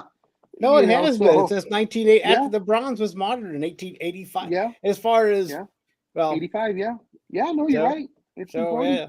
So I think you and I talked about it. We said, there has been different ages in that 40-year period. They just didn't want to admit it, or they're too lazy to make new ones. But I guess but you and I have taken it upon ourselves to come up with our own list. Right. And we've been meaning to do this for about as long, 4 decades, trying to get this show going. And also, I want to put it out there now, just to not to warn you, but to advise you out there. If we don't know you and we don't know who you are, I'm sorry you cannot come on. We had a problem on the very first show. Someone hijacked it, and I was stupid enough to let him on, and I couldn't get him off fast enough, and they did a couple of things that I'm not going to go into. And so Almighty and myself talked, saying, unfortunately, unless we know who you are and actually know you, we can't allow you on the show. I'm sorry. You can comment, but we can't allow people. Well, on you, the you show. don't I'm have sorry. free reign in your comments either. If we see them Yeah. being too derisive or Yes. unnecessary, we will be booted. We're not gonna, Yeah. you know, we're there's not only gonna so mess much around with that that. we will allow, and the first of it doesn't cover your derogatory or your racial comments whatsoever. Yes. Well, But, actually, you know, it'll be like I said. You know, First Amendment, you can say what you want, but there's consequences, and the consequences are we kick you off. Yeah, folks, the First Amendment is one thing and one thing only. The government cannot infringe on your right to be a dumbass. That's all the First Amendment is. so Jay, yeah, well, we will have this show will happen tomorrow, 6:00 your time. You're free to join us if you're a fan, or not just in the comments, but in the show, because as you Yeah, know, we know you. Yeah, But, gentlemen, but I Roger, need you to Roger has post. added you, right? Roger, you've added him as Actually, Jay Yeah. is now in the NDB Media Forum. Gentlemen, one more before the thing. episode, will you please put the link in the forum, say for Comics 101 on this date and this time, and put the link. That way, all the other hosts can join in that way. Put it where? In the NDB Media Forum Oh, okay. on the NDB Media page. I'll go ahead and do it right now, and you guys can see and then kindly Okay. like it. I know you're not, but kindly But, like it. That way, I know you saw it. They're not going to do it. Okay, but real quick, Everything I ask, you never do. Go ahead, Almighty. that's true. That's Hey, what my wife. is Hey, it weekly Same. or is it a one-off? I got the same. Is it weekly or a one-off? Yeah. Anyway, I got the same complaint from the ex, so you're not alone. I was So, gonna say the same thing. So I was going that same. I was gonna say that's what she said. Yeah, that's what she said. A lot of them said that. All right, real quick here, since we're a little bit, but Jay and Big Dog, and I don't know how to get a hold of Tony, but Michael did ask me about when we were going to start the horror show, but we were just discussing it. But if you want to really discuss it, we can do that in the forum in the chat room if you want. But I'm serious about doing it. But I mean, but if you want to, we can start discussions to see if we want to do this and when. And I think that Tony wanted to join us too. I'm not sure, but so yes. But I don't know if he's in our chat or not. So I don't know how to. He also accepted. He's in as well. Okay, well, yeah. I'll just put it out there, and maybe I'll just make us a separate room so we can just discuss it there, and that way we won't interfere with the us. horror room. Yeah, the horror 101. Or like I told you, Big Dog, we're going to call it Blood and Boobs. And then there you go.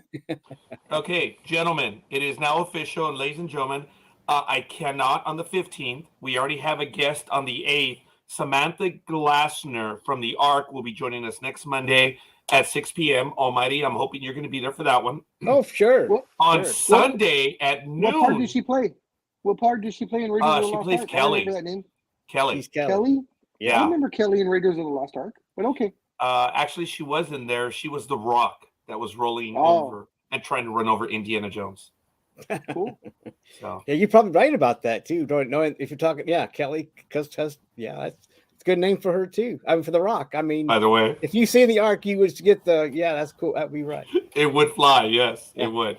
But we're gonna go on Monday, May 22nd.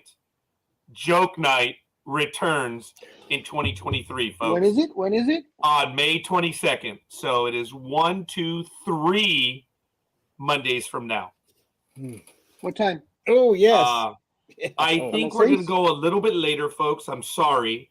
Almighty, would that be okay with you? We're going to have to start at 7 p.m. Pacific time. Yeah, fine. Real quick here, Jay just reminded me. This upcoming Sunday, the 7th, 9 o'clock Eastern, 6 o'clock. No. I'm sorry.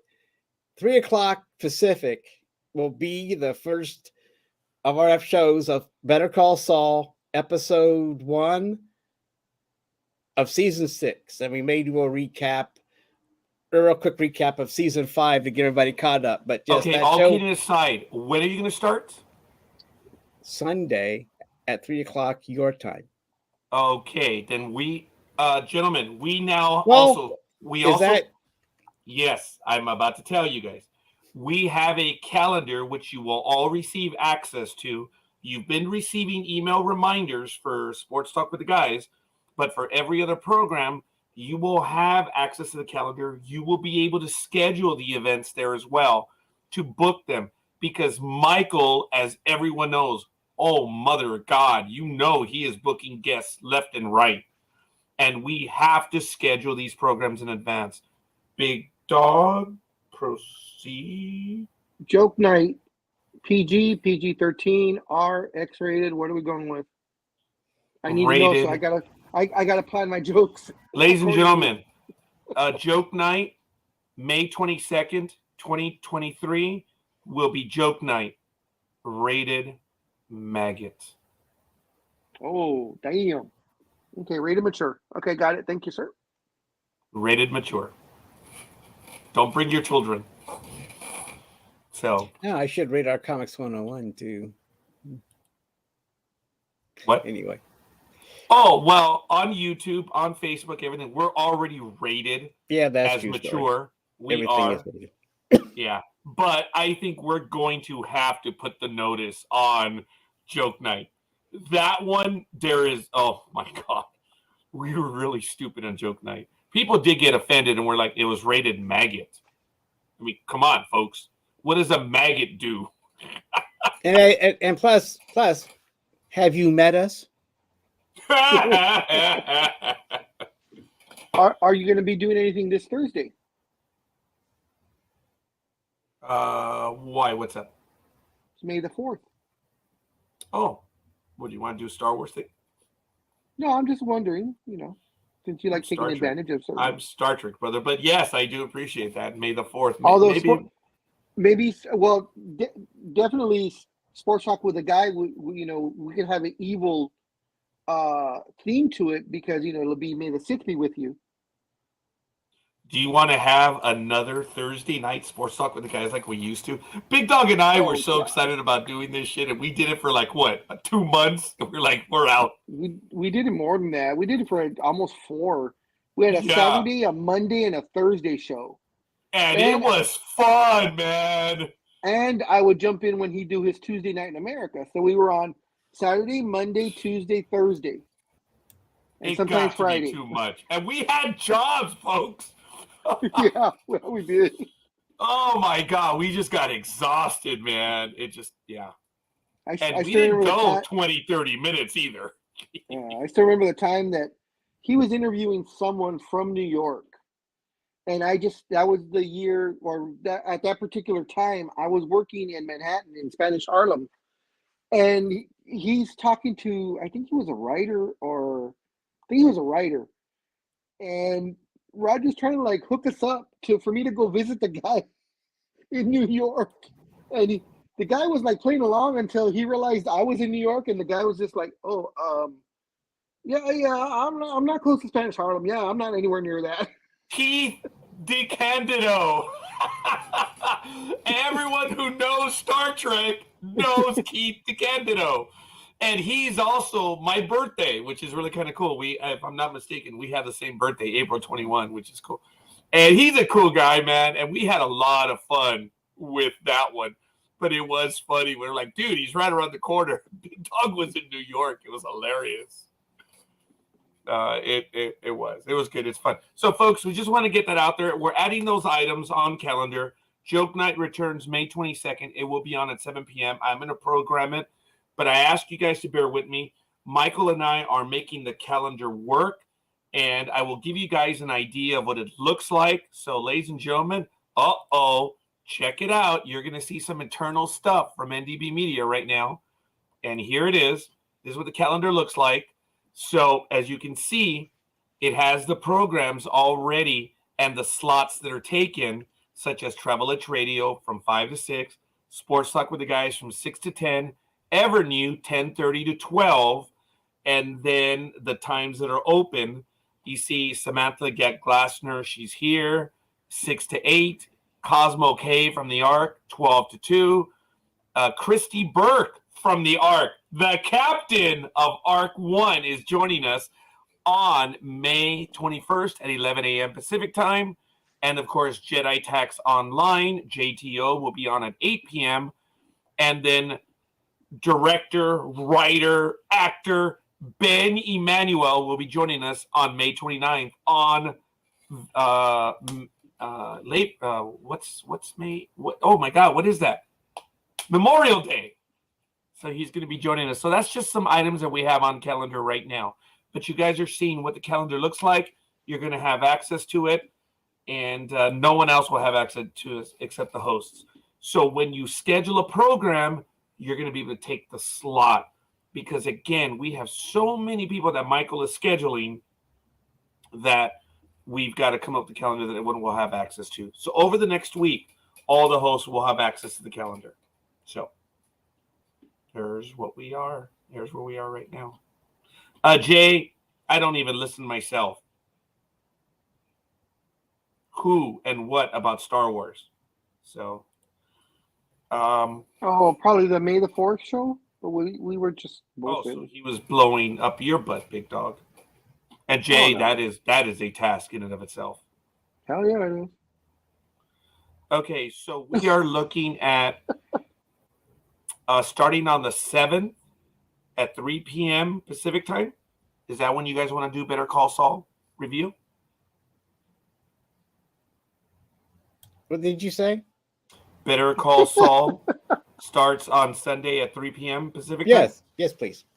And do you know how many weeks it's going to run? No. What is your plan? Don't have a plan. Okay. Oh, Almighty, I have news for you. Jay is an educated man, and he's an engineer. If you don't have no plan, he beat your ass. Dude, he holds me to a fire when he's like, okay, blah, blah, blah. But Almighty don't hold me likes that shit. though. What's that?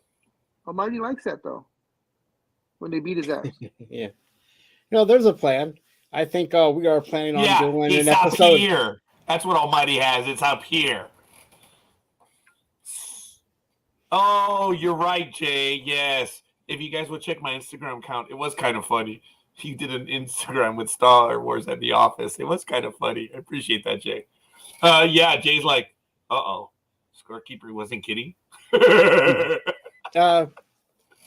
Also, I was thinking we could do a Star Wars day, or you can do a Star Wars day, and we'll talk about Star Trek. Hey, Jay, did you hear that? We can do. Oh no, you can do a Star Wars day. No, but we talk about Star Trek. We advertise it as Star Wars, but when they get on, they're talking about Star Trek.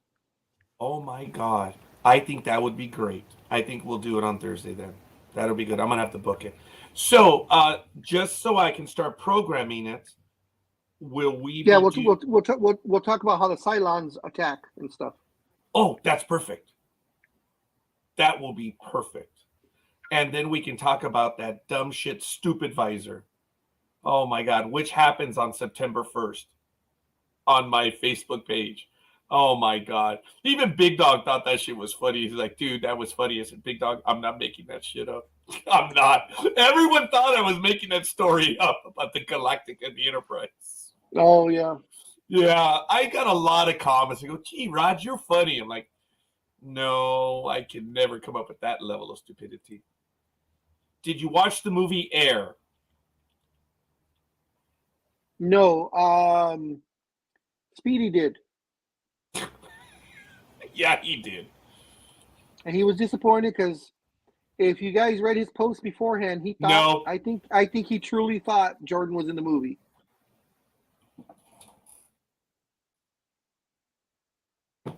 Okay. We have to. I've been commenting on his posts. I've been correcting him. But we can't. You've noticed that, huh? And on air, we can't be dicks to him, guys. I wasn't the one. I didn't mention a word this time. You know who did it? Me. All program long. It was me. No, it was someone from across the pond. Did she really? You were talking. You didn't hear all of the stuff that she was saying. You were saying stuff along with Speedy or with Almighty, and Speedy would say something, and she would throw in a, yeah, punctuation would be nice sometimes, and blah blah blah blah blah blah blah. And, yeah, folks, running sentences all run together. Yeah, we don't know what the hell you're talking about. I was the she's only not one hearing all that. she's not here with us right now, and she's told me several times. She says, "I don't have anything to say." I said, "Oh, bullshit, anime! You have a lot to say." She was on with us for a few weeks, and she says, I just stay quiet. I said, no, no, no, no, no, no, no, no. We love having you on. When you spout off something, you forgot to mute yourself, Big Dog. We heard the yawn. No, I took the camera off. You can hear me. You can hear me yawn. I don't care. Yeah, wow, thank you. Appreciate that. He was in the movie. Okay, all right, Jay. And Jay says, great movie in his opinion. LOL. And he says he was in the movie. He probably was, but the actor or Michael, because I think he thought Michael was going to be in the movie. I know there was a guy playing Michael Jordan. Right. Yeah. I think he thought Michael was going to be in the movie. I mean, come on. We're talking about the Air Jordans. Of course Michael's in it. The character is in it. It was a good movie. Yeah, we shall see. So how are you guys going to do the Better Call Saul? Are you going to review one episode? Are you going to review multiple? Wasn't Michael played by Matt Damon? What?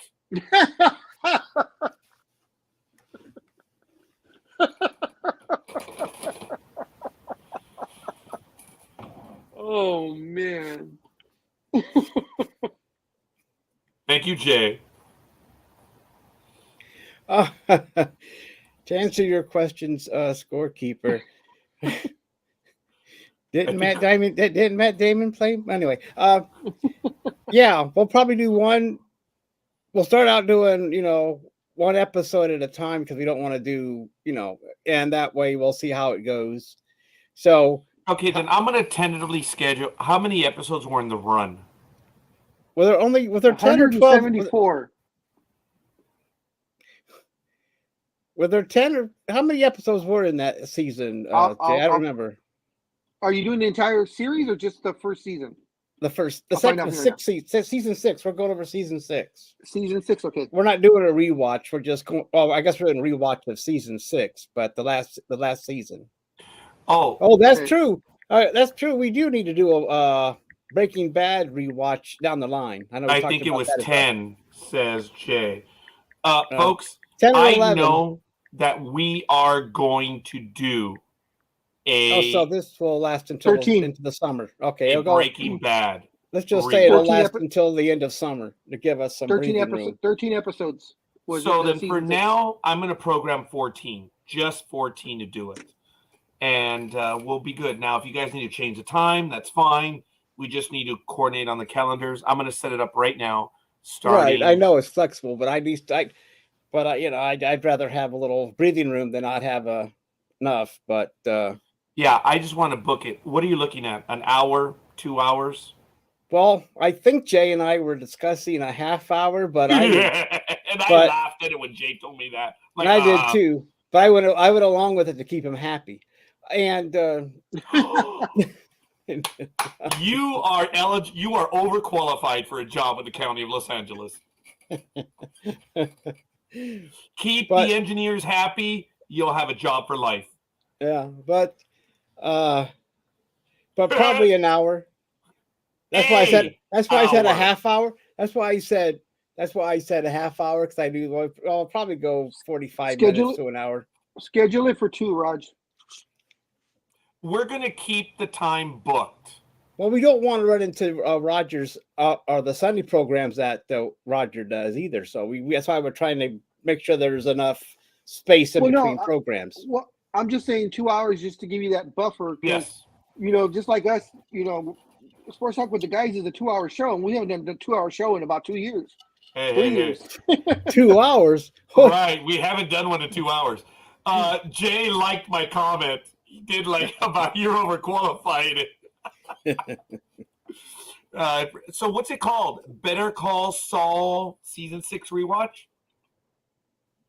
Oh my God, we didn't name it. Yeah, well, guess what? It has a name in the calendar as such. Okay.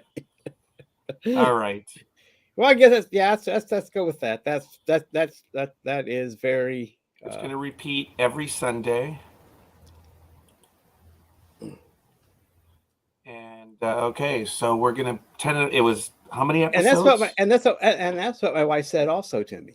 Wait, Big Dog, you said how many? 13? Ex-wife. Yeah, 13. So I'm going to do it 14. Yeah, because I was wondering if they're gonna start off on episode 1 to recap up to season 6. Well, or I did. will you Well, just I start with season 6. Well, yeah, I said. Jay asked me about it, and I finally got back to him, and I did go. We'll probably recap at least season 5, and then go from there. But because I didn't know how long it would take us to recap 1 through 5, that would probably be a show all in itself, just recapping 5 seasons real quick. Roger's reading numbers in the air. Watch out. They're floating. He's picking them out.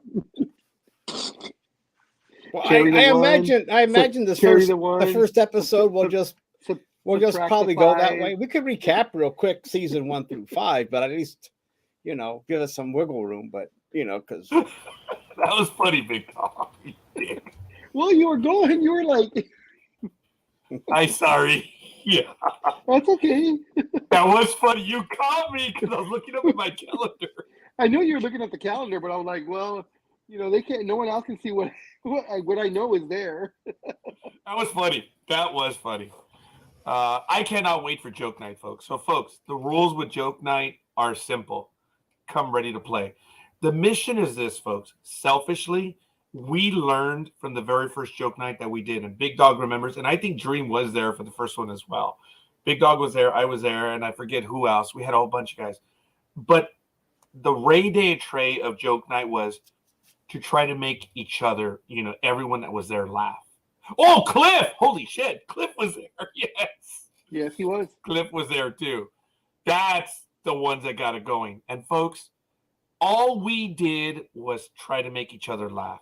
And more often than not, we made everyone laugh in the chat room, which was really cool. And I noticed that some of the jokes were so damn good that each successive one, they got personal. Because people started directing jokes at people, and they got me. They were damn funny. And everyone knew it. It was damn funny, Big Dog. Some of them got damn mean, but they were hilarious. It's just going to show how ruthless some of us could be. Oh, my God. And that's what made us laugh. And then it just became part of it, where I think we were just out to get each other. And it was damn funny. Oh, my God. So, all right. I think I have it scheduled. Obviously, we can and do also more. for Joke Night, guys, as you said, it got kind of personal. We laughed. So you're the type of person. There's 2 types of person that this show won't work for. One type of person is you like to dish it out, but you can't take it. That person is going to have problems. Yeah. Second person is if you have a thin skin. If you have a thin skin, you also don't belong on this particular show. I'm coming right out right now saying it. Roger, like Roger says, come ready, comes with guns loaded. So, and I'll admit I'm one of the worst ones there. I won't do the pizza joke anymore. That one's been retired forever. But I'm like a level below that. Anybody who heard the pizza joke knows what I'm talking about. So I stay like a level below that now. And we had to do the Rick D's one for that. Yes, if you guys don't understand. Yeah, Rick D's. That's sad. Roger, that's sad that so many people don't know here in Southern California. Many people don't know who Rick Dees is anymore. And you know what? He's still around, Raj. Yeah. No, I'm not kidding. He's in Palm Springs. Yeah. That crazy. Melissa there about 6 or 7 months ago. She had a flight for work. And driving to the Palm Springs airport, I was trying to find a radio station, and it was Rick Dees, and he was doing the afternoon show, the 1 to 5 time slot. because I heard the voice. I'm like, boy, that voice sounds familiar. And I was like, no, it can't be. No, it's probably, one of their tapes or whatever that they're playing, from when he was with Kiss FM back in the day. And no, he's there now every day. His voice sounds older, but it's still Rick Dees. Wow. Yeah. Rick Dees in the morning. So the thing is, folks, Rick Dees would the guy was very funny, but apparently he told a joke that was really bad, and the FCC fined him. So Rick Dees is the one that came up with it, a la Johnny Carson. Yes. Where everyone the Great knew. Karnak. Yes, and if you don't know who the Great Karnak, well, F you guys as well. So I mean, it's geez, come on, the Great Karnak. Rick Dees, he was on for 3 or 4 hours in the morning, and at 8 minutes after every hour, right, Big Dog, or whatever it was, he told a joke. Whatever it was, yeah. Well, after he got fined, he then switched it. He told the answer first, and he gave the punchline first, and then an hour later, which kept the audience there. And which when you think about it, was an extremely smart move, because it made them stay and listen to, the actual joke part of it, since he gave the punchline. And the thing was, he would do it like Scorekeeper said, 8 minutes, like 7 minutes after 7 o'clock, and he would tell you, I'll give you the joke within the hour, so you couldn't leave and come back at 8:07. It was any time between 7:07 to 8:07. Somewhere during that time, he'd give you the joke. Yeah, that's right. Yeah. Yeah. So that kept you there. But they did him dirty, so it's just the way it went. It's a business.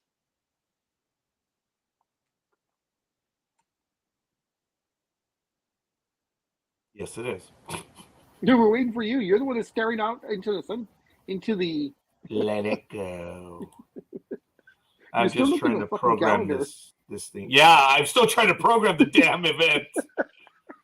And Toma! It's now on calendar. So I'm very happy. So those days are now procured for you boys. So, all right. And I'm going to set up joke night as well. So we'll see. So, all right. Get it in there. But as long as it's on the main calendar, then we know, and we won't be scheduling That's what she other said. stuff. Get it in All there. right. Yeah. As usual, I missed it. So. That's what she said. Yeah. There's nothing else on there. So you're getting a tiny taste of joke night. All right, here we go. What is it? Go ahead. Ooh, I was gonna say Zeke, mother of God. Sorry, Almighty. Tell us. Okay. Yeah, I figured.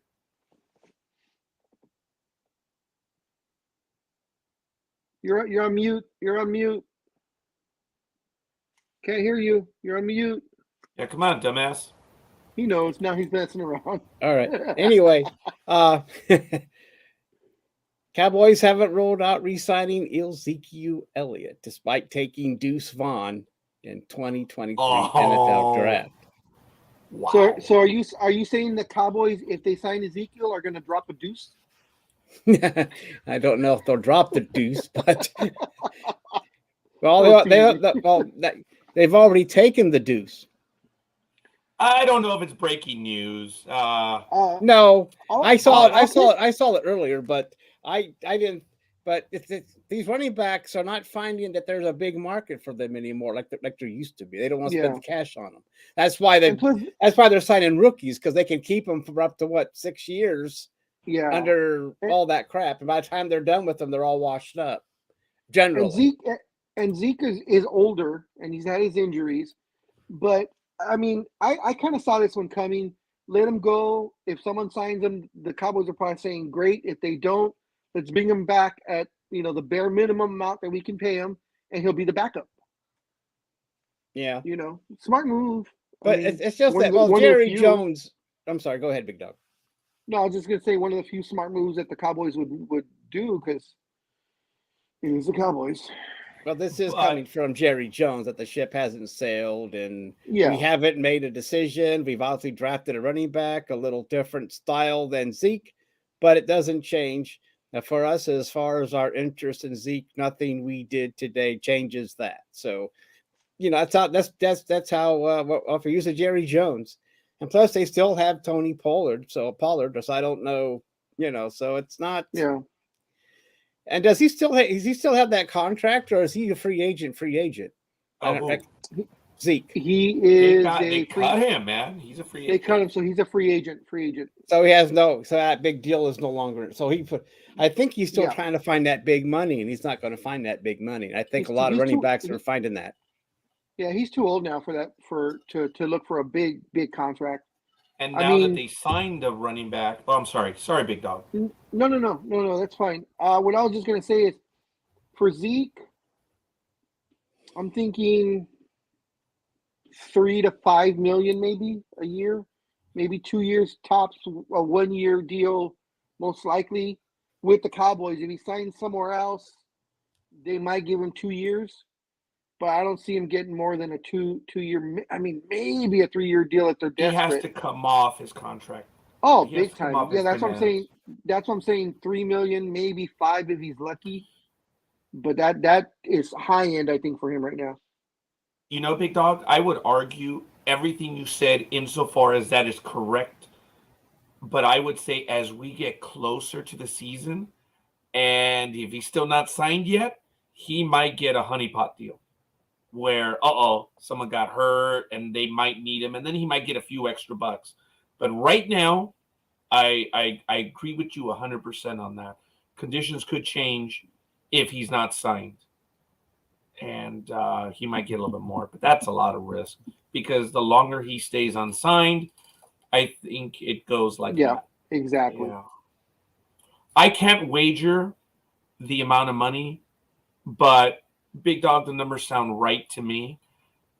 But he's not going to get what he was expecting, knowing that the Cowboys drafted a running back.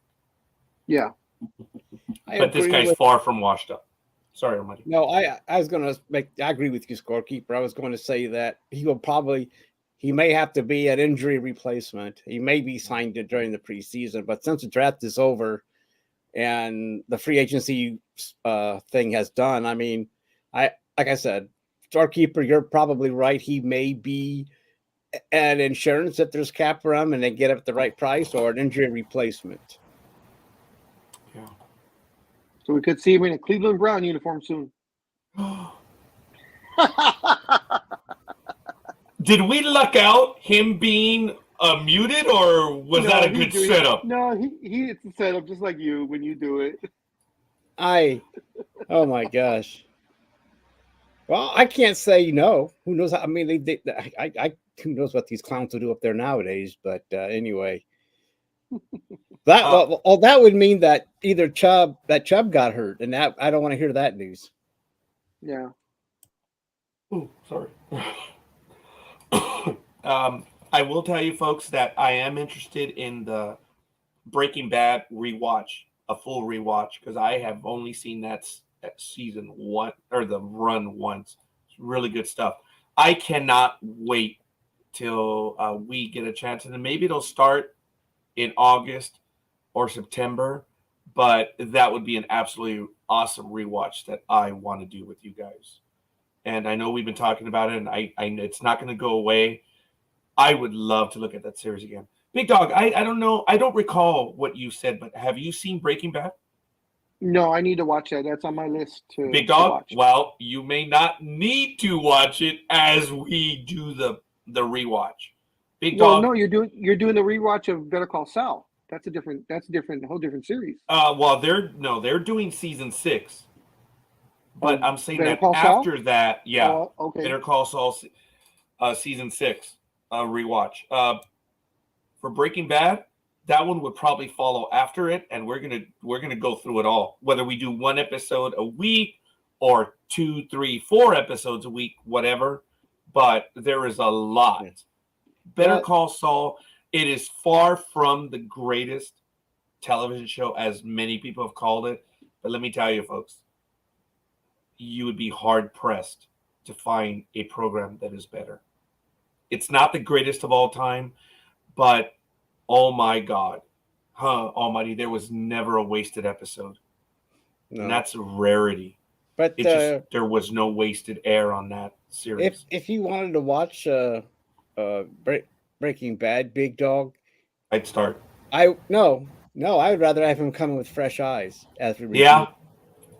I would like to get, because I would be but anyway, I'm just saying that'd be not, if you don't mind, if you don't want to, that's fresh fine. eyes, But yes. having come with fresh eyes saying, well, I didn't expect this to get, because, but anyway, that's up to you, Big Dog. If you want to watch it beforehand, that's up to you. I don't, I'm not hiring you. Well, he won't finish the season by the time we get started. Yeah, but he'll still be far enough ahead. Yeah. He would know what we're talking. It's up to Big Dog. I'd like to find, a few people that could watch this with fresh eyes or not really remember what was going on, because that would be interesting to get some kind of, maybe they'll pick up something that even us seasoned veterans have missed. Yeah. Or interpret it different than we have. And don't have all that information floating in our head. And let me tell you, Breaking Bad, Netflix had a lot to do with that as well. See, I think Jay wanted to do this one as well with us. So that's why we'll just have to agree on a date and time. And FYI, almighty, it looks like we're going to be doing some regular ARC episodes. Not weekly, I don't think. But we're going to be doing something at the very least once a month till the ARC returns. And we may even do a recap of the ARC before it debuts second season. So we have plans there as well. We have a large audience there, and we are eternally grateful for them. It's a rabid audience. All right. I am going to get going because I need to get. We're near there. Yeah. Will you be joining us tomorrow, Scorekeeper? Possibly. I would like to. Yes. I'm kind of expecting to. I've missed the last years of Comics 101. Okay. So maybe I'll be watching the board for you guys. Okay. Almighty, I will see you tomorrow evening. You have a good night. You too. Scorekeeper, you do the same. Enjoy. Hopefully your pain is suppressing somewhat. I did get bad news today, folks, that they did the EMG, the electromagnetic-gram, I guess, to measure my nerve. And what happened was, after it happened, they did both sides, my nerves, and it was funny. I was there for it. I told the doctor, because I got nervous. I'm like, well, my left arm is the one, and Big Dog knows this, my left arm is the one that has the paralysis. And I was nervous. I'm like, dude, stand up for yourself. And I told the doctor, I said, sir, you're the doctor, but it's my left arm that's giving me problems. And he said, yeah, I tested it. He said, I just did it. And I was stunned because you can feel it. They put the needles in and they run the electrical charge. See, and when he did it on my left side, I didn't even feel it. So I'm not going to share what they told me, but obviously that was not good news. And that's the problem that I have. It's the compressing discs. Discs 5 and 6 are compressing on the nerves, which cause the paralysis on the left side. So they did get a lot of bad news. And there was more, and I don't want to get more into it. But well, I guess it's better than going blind. Hell yeah. Or going head on your palm. Say what? What? Going hair on your palm. Or going blind. Yeah. See, that's why Roger doesn't mind too much that it's his left arm, because he's right-handed, so he's okay. You guys can go. I didn't. Big Dog, thank you. Thank you for being here today.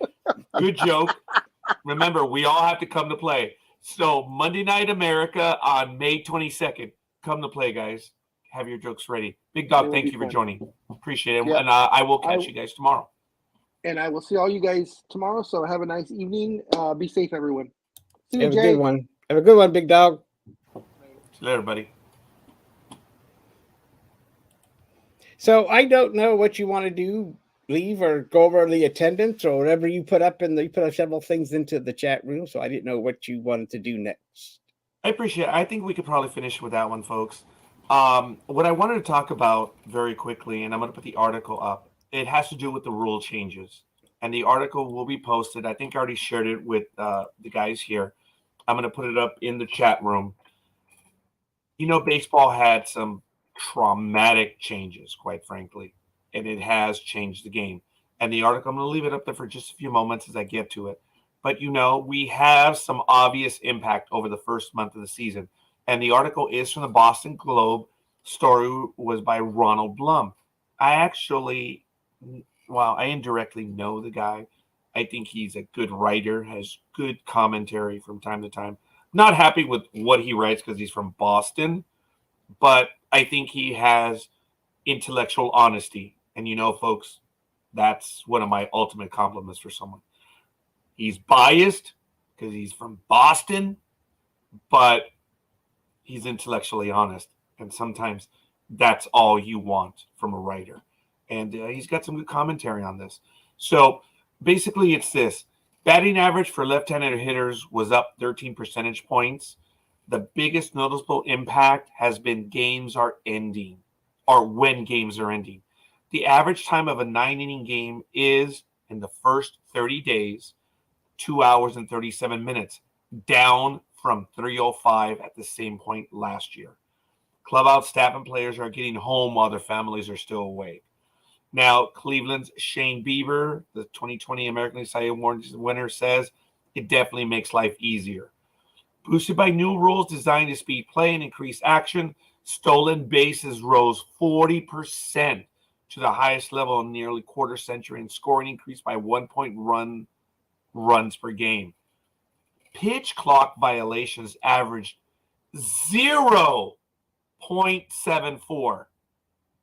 And the New York Mets topped the major leagues with 17, while the Dodgers and Tigers tied for the fewest with 4 each. Of the 313 clock violations, 204 were by pitchers, 91 by batters, and 4 by catchers. And, of course, there was the one unmentioned by scorekeeper when he told everyone to wait a moment. In addition, there were 5 penalties for batter timeouts, 8 for pitcher disengagements. That's what she said. And 1 for violation of the shirt restrictions. Theo Epstein, the former Red Sox and Cubs executive who consulted on the innovation, said Monday, the data looks really promising so far. The game has been veering in a direction where the only way to score was for a walk and a homer.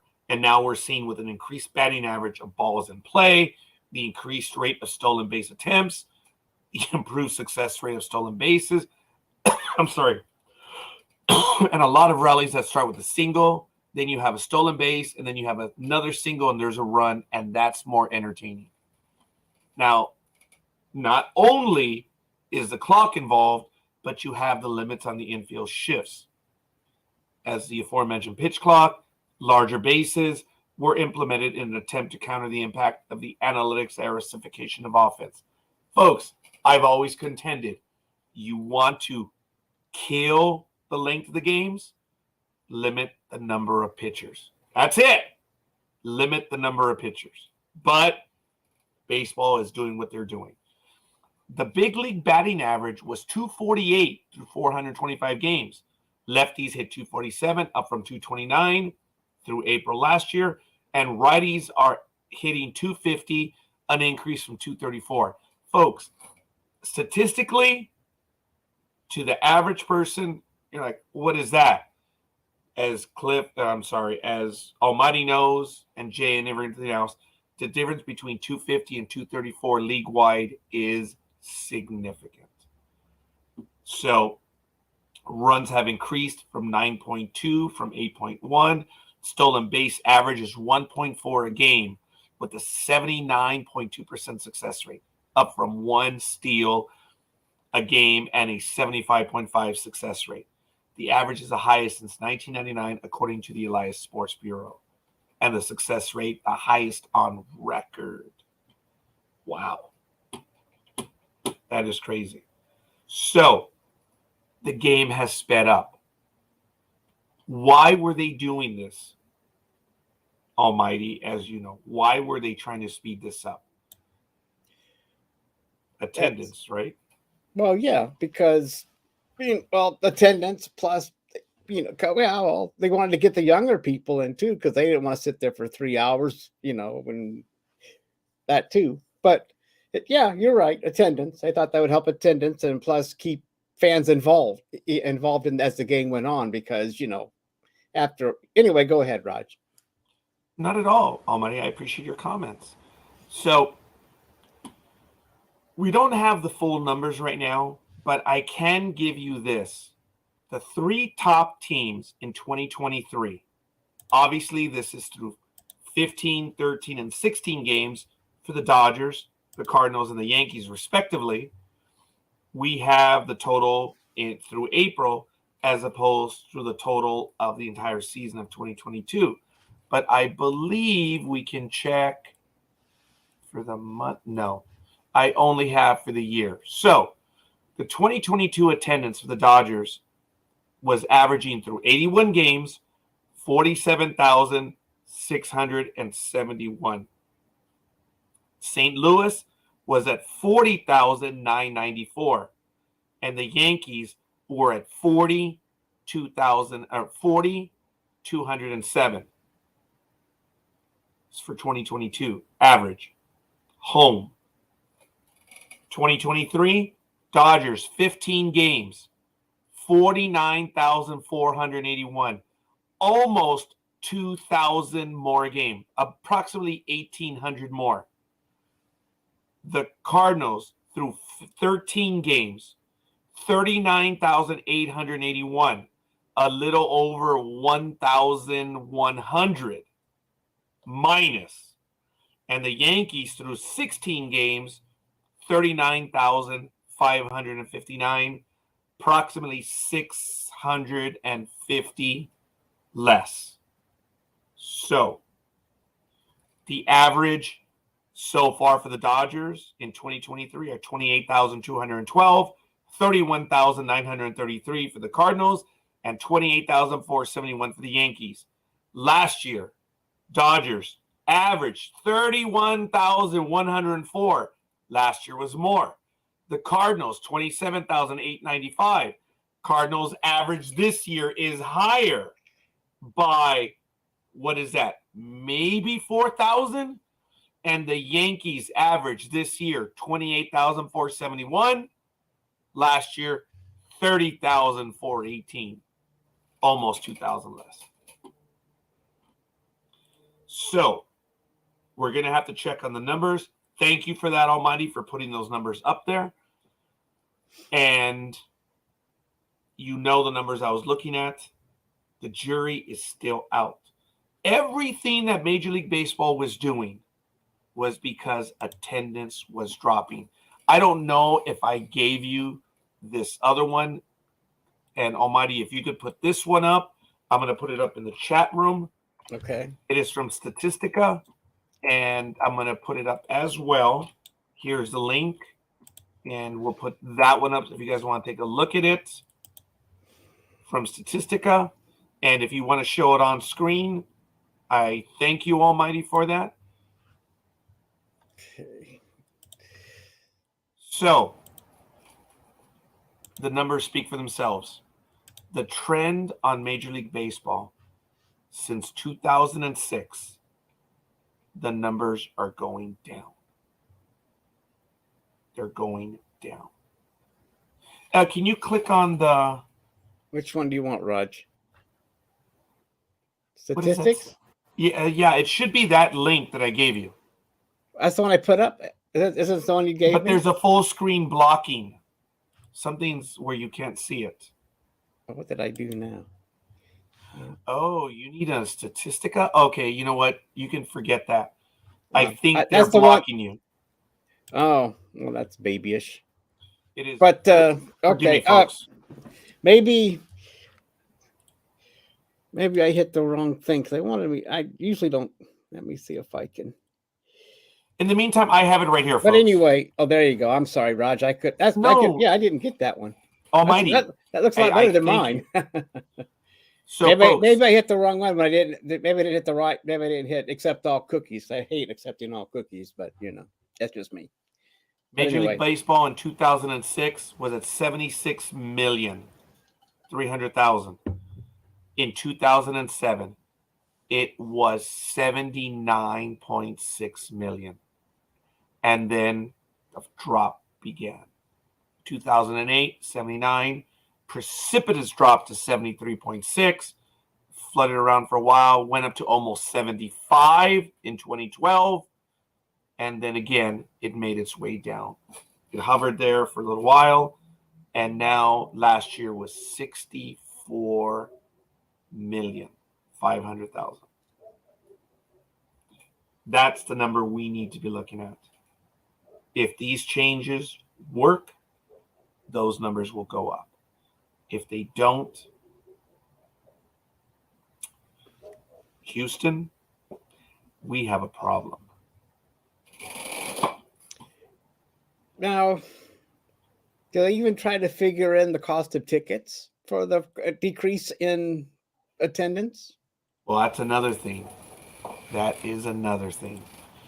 That's not part of the conversation yet. I don't pretend to be able to tell you. There are smarter people than I that will be discussing it, but this is a tiny kernel of truth that we have right now on some of the numbers. Folks, take a look at them. Baseball has been making all these changes because it's pace of play. That's what the commissioner refers to it as, pace of play. Right. So, oh, now I have it. Yeah. Right. Only want me to get out of my way. So that's what But we anyway. have, folks. Yeah. Right now, the numbers to the three top teams, which were the top teams last year, they're down. But it is the first month, and we did have a lot of inclement weather too. And we know that does. That's why I said it's just a kernel of truth. As the summer rolls around, we're going to see these numbers, and we're going to see what's going to happen. I don't know if this is popular with the fans. We're going to see. I am done belly aching about it because I belly ached before the changes. Now the changes are here. What are you going to do, right, Almighty? I'm not going to be here to say, see, I told you so. You can't. I'm not that type of a person. You can't change. It's like, okay, we effed up. Let's go back and fix. No, it's already done. You just start from where you are and move forward. But the track that baseball was going on, I've always said the problem with baseball is the start times, length of the half innings, and the number of pitchers on the roster. You fix that and that alone. Oh, and you enforce all the rules that are on right now. Right? We've talked about that. Major League Baseball has the rules, and it's from the 1960s to how many seconds a pitcher has. And I, long before they were going to do this pitch clock, I said, enforce the rules you have now. There's like a tumbleweed in the background in a Hollywood movie.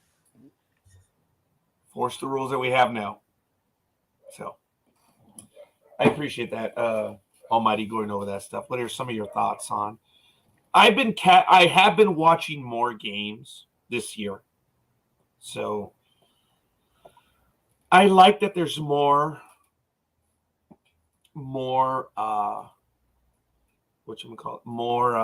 action, or a returning to what it was before.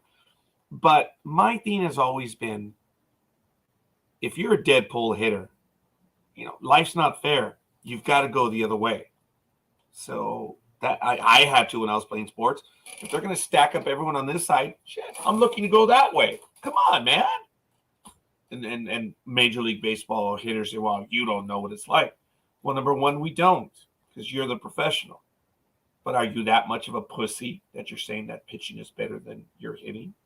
Because, well, you really have no idea how difficult it is. Okay, yes, when you have 10 pitchers in a bullpen that are ready to come in, yeah, to quote some of the characters from the cartoon series, they're going to murderize you. If you get a guy that can come in every batter that throws 100 miles an hour, you're going to overwhelm the hitting. That's pitching on steroids. Pardon the pun, boys. Limit the number of relievers. 10 pitchers on the squad.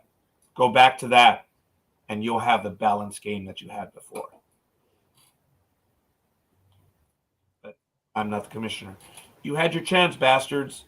When I ran for commissioner, you had your chance. I didn't win. Thanks for that update. But yeah, I mean, everyone that hit, I mean, I placed my hits, I mean, or whatever. I mean, you hit where they're not, and you have to learn that no matter what level you're at. I mean, just can't. But but you're right, Roger, and start times, and plus here in Cleveland when Bally Sports took over, it was they weren't you couldn't it was not easily accessed to watch the games on TV either because they didn't support. Not all the cable companies came into agreement, wanted too much money, they were dropped, and Bally only wanted to go through their network, and not everybody did it. So if you can't watch the thing on TV and get behind your team, why are you going to go to a game that gets out of your mind because it's not around to see it? You know, and that's part of the problem too, because before all this Bally stuff and the reach is that you would have your UHF stat channel or whatever channel show you the local games every day. This, you know, and now it got difficult once Bally here in Ohio took over and they bought Sports Time Ohio, and then things kind of changed. But still, with the internet access, you could still follow the team. But I just, you know, pricing has to be an issue too. I don't know how you fix that problem. And actually, it's very difficult, man. And plus, the thing is the Guardians or the Indians, they have decreased their seating because they wanted to give their fans more room to wander around and do stuff because they didn't want to have them confined. They thought that might have been the problem. So seating has gone down. They have taken seats out over the years to address that problem. So it makes like a more open, atmosphere where, you know, you can do things and stuff like that. And I don't know. I mean, you think that speed, everyone thought it was the length of games that was keeping fans away. And now, but it's only 1 month. So we need a lot more data than just a month, as you alluded to, Raj. We may need more than just one season, but one season we'll just get, I mean, unfortunately, it may take 2 or 3 seasons to see what the trend is. But, and like, plus going by the first month, like you said, there's usually bad weather anyway, no matter what year you're talking about, because something always is going on because, you know, especially here in the Midwest where I am, you know, spring, like I said, you know, it rains a lot in April, you know, because that's the planting season and all that kind of stuff. But like April showers bring May flowers. So that's the saying here. I don't know what it is in Southern California. Yes, sir. A drought April brings a drought May. I don't know, but I'm just kidding, kind of. So kind of. Did you hear that? Did you hear that one? I'm just kidding. Kind of. I heard that shit. But there could be a lot of factors that no one even knows about. Who knows? Maybe there's not that. Who knows what do they know the demographics at all? Or are the fans just dying off and not enough younger ones are coming in? Maybe it's the population decrease too. I just don't know how many of these statistics that they have available to them to analyze. I mean, in the day and age of analytics, and everybody has an average of, you know, this batter has a batting average of 200 when he takes a dump before the game, and a batting average of 300 if he doesn't take a dump before the game. So I don't know. Do they have you know anything about demographics, Scorekeeper, or is that just not available yet? Overall. Though they do have them. Then I alluded to that, and thank you for that. I alluded to that earlier when I said there were smarter people out there, and those stories and reports are out there. I just didn't have a chance to look through them. Well, that's fine. We don't have to worry about that. I just didn't know if you do anything. They're out there. Yeah, but So I don't know. I mean, it's been, but like you said, these rules have been in place, and if not going to even use the ones that they have in place, why make new ones? I mean, it just doesn't. But it's good to. I mean, there's nothing wrong with more action in the game. I can see that, but I don't know. I mean, 1 month we can't hit the panic button yet, but hopefully things will change. Maybe, excuse me, as the summer. I don't know how many kids go to the baseball game anymore. I mean, that used to be the thing in the summer. You either went to the game, you snuck into the game, but I don't know how much of that is going on with teenagers or whatever trying to get to a baseball game anymore. That used to be a thing back in the day where children actually went to games. But it's hard to do when the game starts at 7 instead of 1 o'clock in the afternoon too. I mean, you don't want to be there at your friends don't want you out there after dark in a big city now, especially nowadays. And kids aren't going to go by themselves anyway, because that's not even safe anyway. It doesn't matter what time of day it is. So now you're thinking about taking a whole family. You've got to wait for your mom or your parents or guardians to take you to the game and all this stuff. It's not like it used, and some of these people, they work all day and they don't feel like going to a ball game, during the week and weekends. I don't know. There's probably a lot of factors because there's a lot more to do now. A lot, less, I don't know. I don't know, Raj. I'm stumbling and bumbling, but I don't believe you are almighty. I appreciate the humility that you're expressing right now, but dude, I get that and I hear that. And one of the things that you mentioned earlier, and I was going to jump in on, was the price of the game. Folks, I've been belly aching about it for a while, and Big Dog and I have. Folks, we're workaday Joes, and we were able to go much and often because of the prices of the game. We can't do that anymore. And, we're not recipients that are in need of assistance.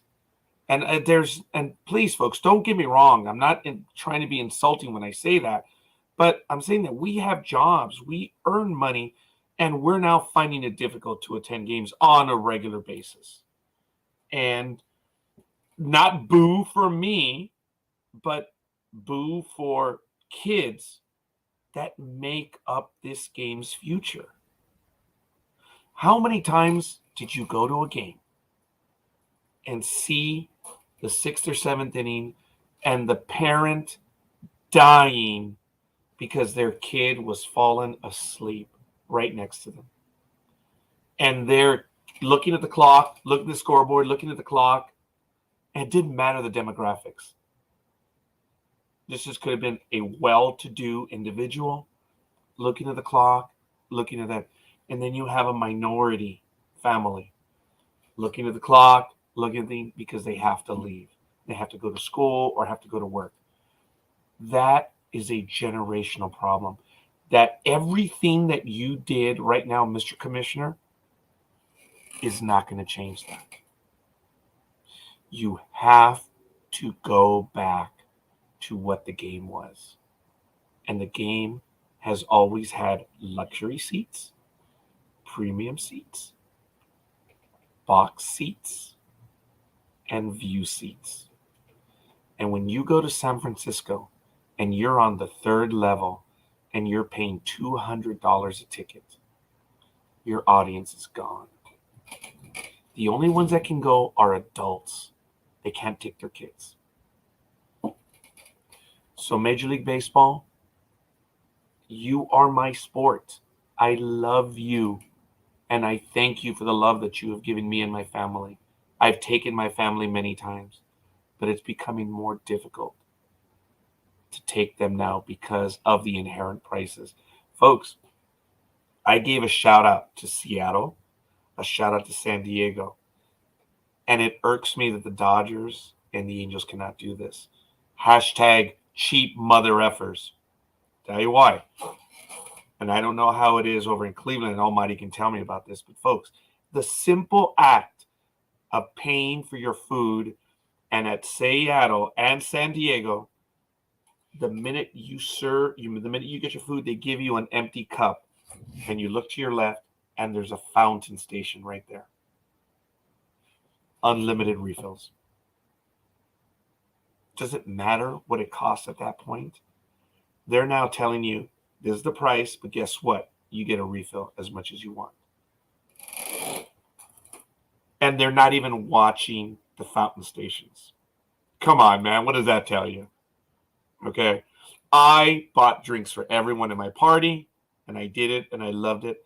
But I was able to go back, and I wasn't nailed for $10, $12, $15, or whatever it was. Thank you, Seattle. Thank you, San Diego, for doing that for the fans. It's such a small, tiny thing. And that's just the drinks. That means I'm not sure how it is in Cleveland. Almighty. Well, I haven't been to a game in a while, Yeah. for quite a few years. And I know that they have the fountain for the beers where you get you give you a cup and you go up to a fountain and grab a beer. But I don't know what the initial cost is. And I don't know if you have to pay every time, but but yeah, they'd be surprised what just like free pop would do for a fan if they get what. I mean, they don't understand. I mean, it may be it's a small gesture, but still, some are like, oh my gosh, something's actually not.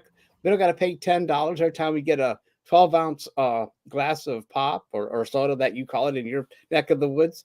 But those things go a long way, and but you It still did get for robbed. me. But still, they make it up when you buy that hot dog and stuff. But that's another different story. Yeah.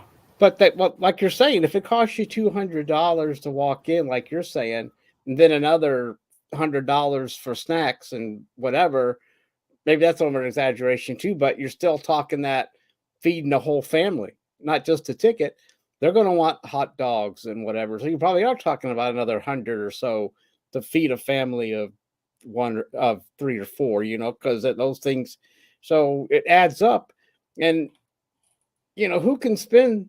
I mean, so you're saying a family of four at $200, that's $800 there. It's going to cost you $1,000 to go to enjoy an evening of baseball if you get those seats that you were talking about, if my math is right. It was distressing, pal. And let me tell you, very quickly, I want to give a shout out to Gridiron Girl. Thanks, young lady. She can tell us exactly what it is. Oh, and Richard Sullivan. Thanks for the like as well. As well as Jay asshole? Simmons, Gosh, Thomas Whitney, Elizabeth Olivia Cooper, and Piotr Gama, someone like that. So we're up to 6, folks. Thank you. Look, my daughter and I went to San Francisco 2 years ago, and I'm glad we got the tickets that we did, but I got banged for $200 a seat. They were actually damn good seats, and we were seated. You guys have seen on my Facebook page. We were in the left field section. It was nice where we were, but we were in, I guess, what you would call the club section. And we saw the weather report that it was going to be a cool day. Now, San Francisco did us wrong. It got into the 80s, and we were dressed for 50, 60-degree weather, so it got hot. But since we were in the club section, we took, 10 steps up, and we were in the club section. AC. Wow. It was hot, and we stayed up there. But do you know what really irked me about San Francisco? I have my San Diego souvenir cup. I have my Seattle Mariners souvenir cup. San Francisco, they were selling the Coke sodas for $8 for those plastic ones. The 12 or 16 ounce. $8. Right. Now, I don't remember if it was Seattle or San Diego, but check this out. The Padre dog was $10 and the drink was $8. Or it was vice versa, 10 and 8. And Seattle was the exact opposite. If the Padre dog was $8 and the drink was 10, over there the dog was 10 and the drink was 8. And my daughter and I were just blown away by that.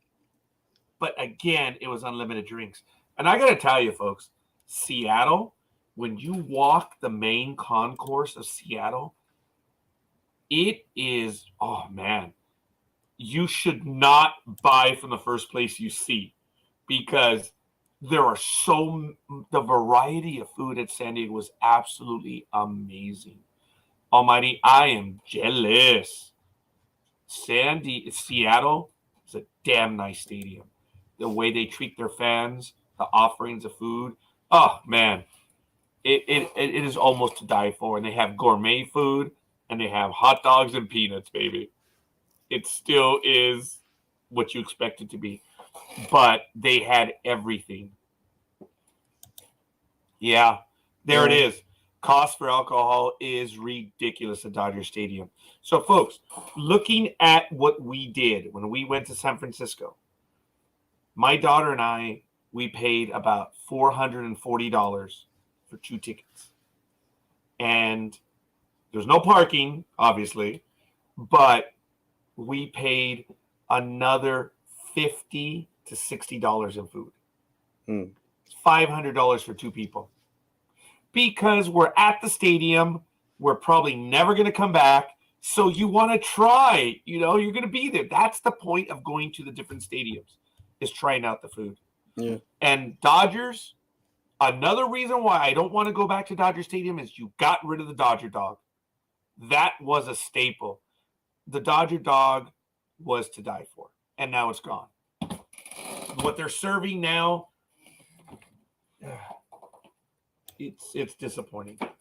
Oh, That is my opinion.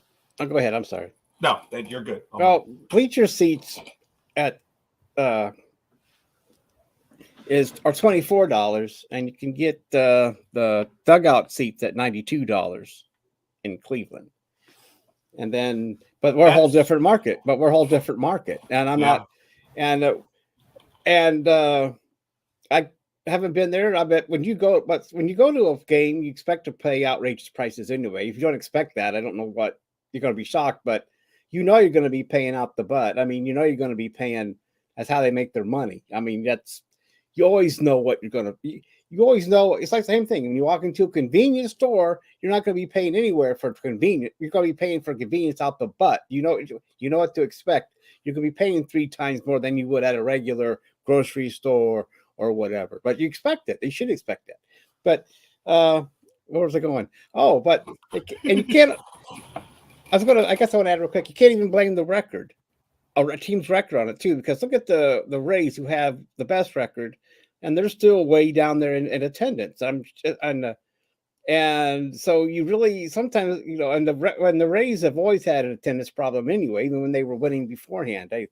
People had other things to do than go to a baseball game in Florida, I suppose, or they didn't have enough handicap seating for all the retirees. I don't know. So it's not even a record thing. And sometimes it does catch on and sometimes it doesn't. I mean, in the 90s, you couldn't find a ticket to go to a game for the Indians when they were winning for the first time in 40 years. I mean, it was unheard of. And that's why, but anyway, so a record's not even a factor in this, because, and if like the Yankees and the Dodgers, if you're used to winning, maybe that attendance goes down because we've been here, done that. There's no, maybe there's no excitement until the playoffs when everybody, okay, now we're in the playoffs and let's go now because it's the big time, it's ready to go. I don't know how that works, but still, yeah. So maybe attendance will increase for the Rays if they can keep it going. I know Big Dog bitch slapped me the other day when he said, wait till September. So, okay. But actually, I have to take my hits. One of my lines, brother. Yeah, but I have to take my hits while I can. I mean, I can't wait till September. I'll be just thinking, Yankees are going back. God damn it. But so it's just, so we don't know. Unless we can get all the raw data and go over it, which I would welcome. I'd like to go through binders of data to see what the fuck's going on. But, I don't know. Maybe they don't even know. Maybe some of this stuff's a shot in the dark as far as we know. This could all be politics, what baseball's doing right now, hoping that maybe they listen to the wrong Twitter feed or the wrong Facebook pages. I mean, look at all these companies because Disney and Marvel do their marketing through Twitter and Facebook, and that's why some of their movies bomb. But anyway, that's another story for another day. Anyway, I don't know. I mean, I wouldn't. I guess if because it's different when you're sitting at home. Because if you 3 hour game, well, okay, I'll just go and you can always get up at any time and do something because you can still hear the game. But when you're stuck there in the stadium, and maybe that's what the Guardians were thinking when they took out seats. Like, okay, you can get up and move around. You're not stuck in that seat for 9 innings. Well, I guess I'd feel like 9 hours at times, but for 9 innings, you can get up and walk around and do other things inside the stadium. Like I don't know, games and stuff. You know what I mean? Yes. So Now, I I'm not don't. But sure. go ahead. I'm sorry, Raj. No, I think I cut off your train of thought. I thought you were done. What train of thought? You're my derail trainer. I think I had my train of thought derailed as bad as Suffolk Northern. No. But Folks, it's just too expensive. I'm sorry. It just is. I'm going to go, but let me tell you, the bargain are the minor league teams right now, but I can't even go. I was going to go. I was going to try to go this week, but physically I just cannot. And it's just a shame. I just can't. I'm missing the games right now, but I'm going to more minor league teams because it's just better, bigger bang for the buck. And let me tell you, they have dollar nights, $2 nights. I mean, it's not the best food, but you know what, folks? And forgive me, and I think Almighty would agree with me on this one. There is nothing like being at the event and having your drink, your dog, and some peanuts or an order of nachos. There is just something therapeutic. There's something beautiful being out there with the fans. It's just fun knowing that you're probably going to see something that no one else is going to see. And it's just exciting. And that's what baseball is. And it's just getting so expensive that it's, yeah. let me throw in one more thing here. What about the length of the season? Because right now it's only April, full month, 1 month, but there's still what, 5 months to go? Yeah, it's 162 games. So I the thing is that when we had that shortened COVID year, Yeah. I loved it because teams couldn't fuck around for 3 months. They had to get off their ass and go. They didn't have 3 months to like, yeah, whatever, we got time. And of course, so I liked it. I say I loved it, but I liked it because the teams had to go and they just didn't have time to meander around until July or until the All-Star break. But I don't know how you felt about it. Not that short, but could that be part of it too? I mean, I know that one time Major League Baseball did offer to shorten the seasons and the players said no, which is kind of a reverse, an oxymoron, or not an oxymoron, not that's the wrong word, a reverse of thinking, because you think the players would want to shorten the season and the owners say no. So that was weird. But I mean, now you don't have all the numbers. So in your opinion, is that a problem or no?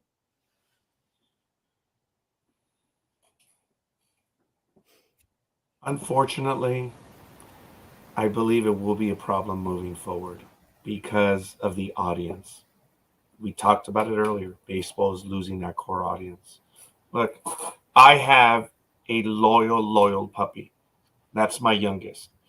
I've caught her watching because we have MLB TV and we're able to watch. We have cable, so we get the Dodgers, Angels. And with MLB TV, we get any game we want.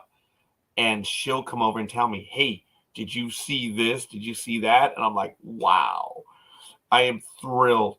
Now, my oldest will never tell me that. But if I say, let's go to a game, no, I ask, do you want to go to a game? No.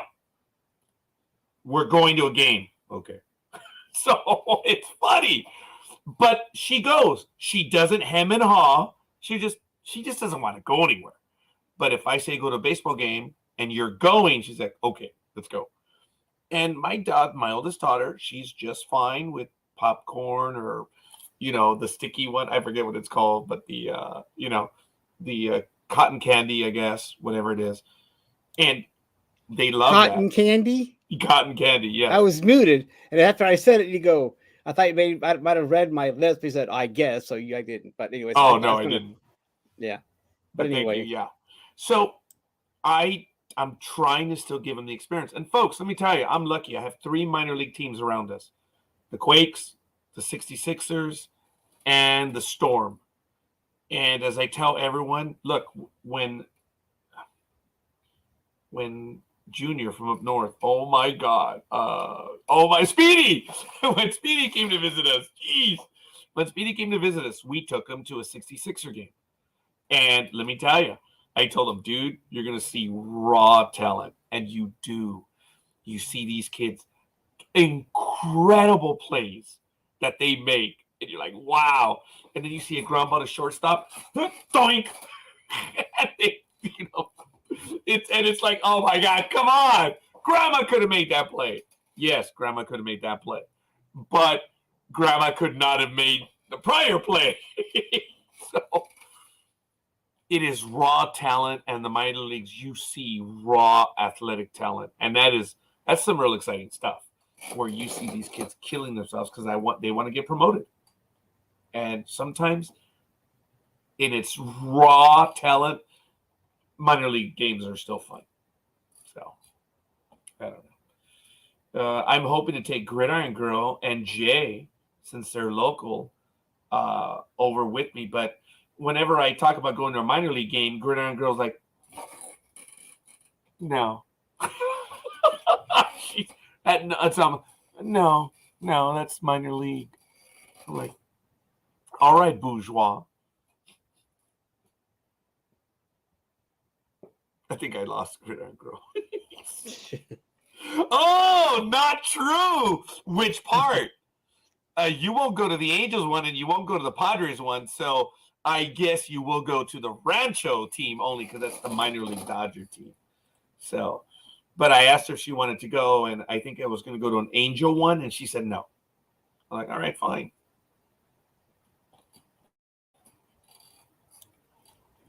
So it's all good. But now that I really want to go, I can't go. Damn, I'm hurting right now. So we'll see. well, okay. I have nothing to add to that. I mean, I think we. Do you have any minor league teams around you? Oh my God, yeah. Yeah, huh? Yeah, you do. I mean, you got to remember the Indians have over the years have located all their minor league teams up here in Northeast Ohio. They're not spread out like they used to be. So the AAA is in Columbus. We got AA in Akron, and we got a single A in Chillicothe, I believe.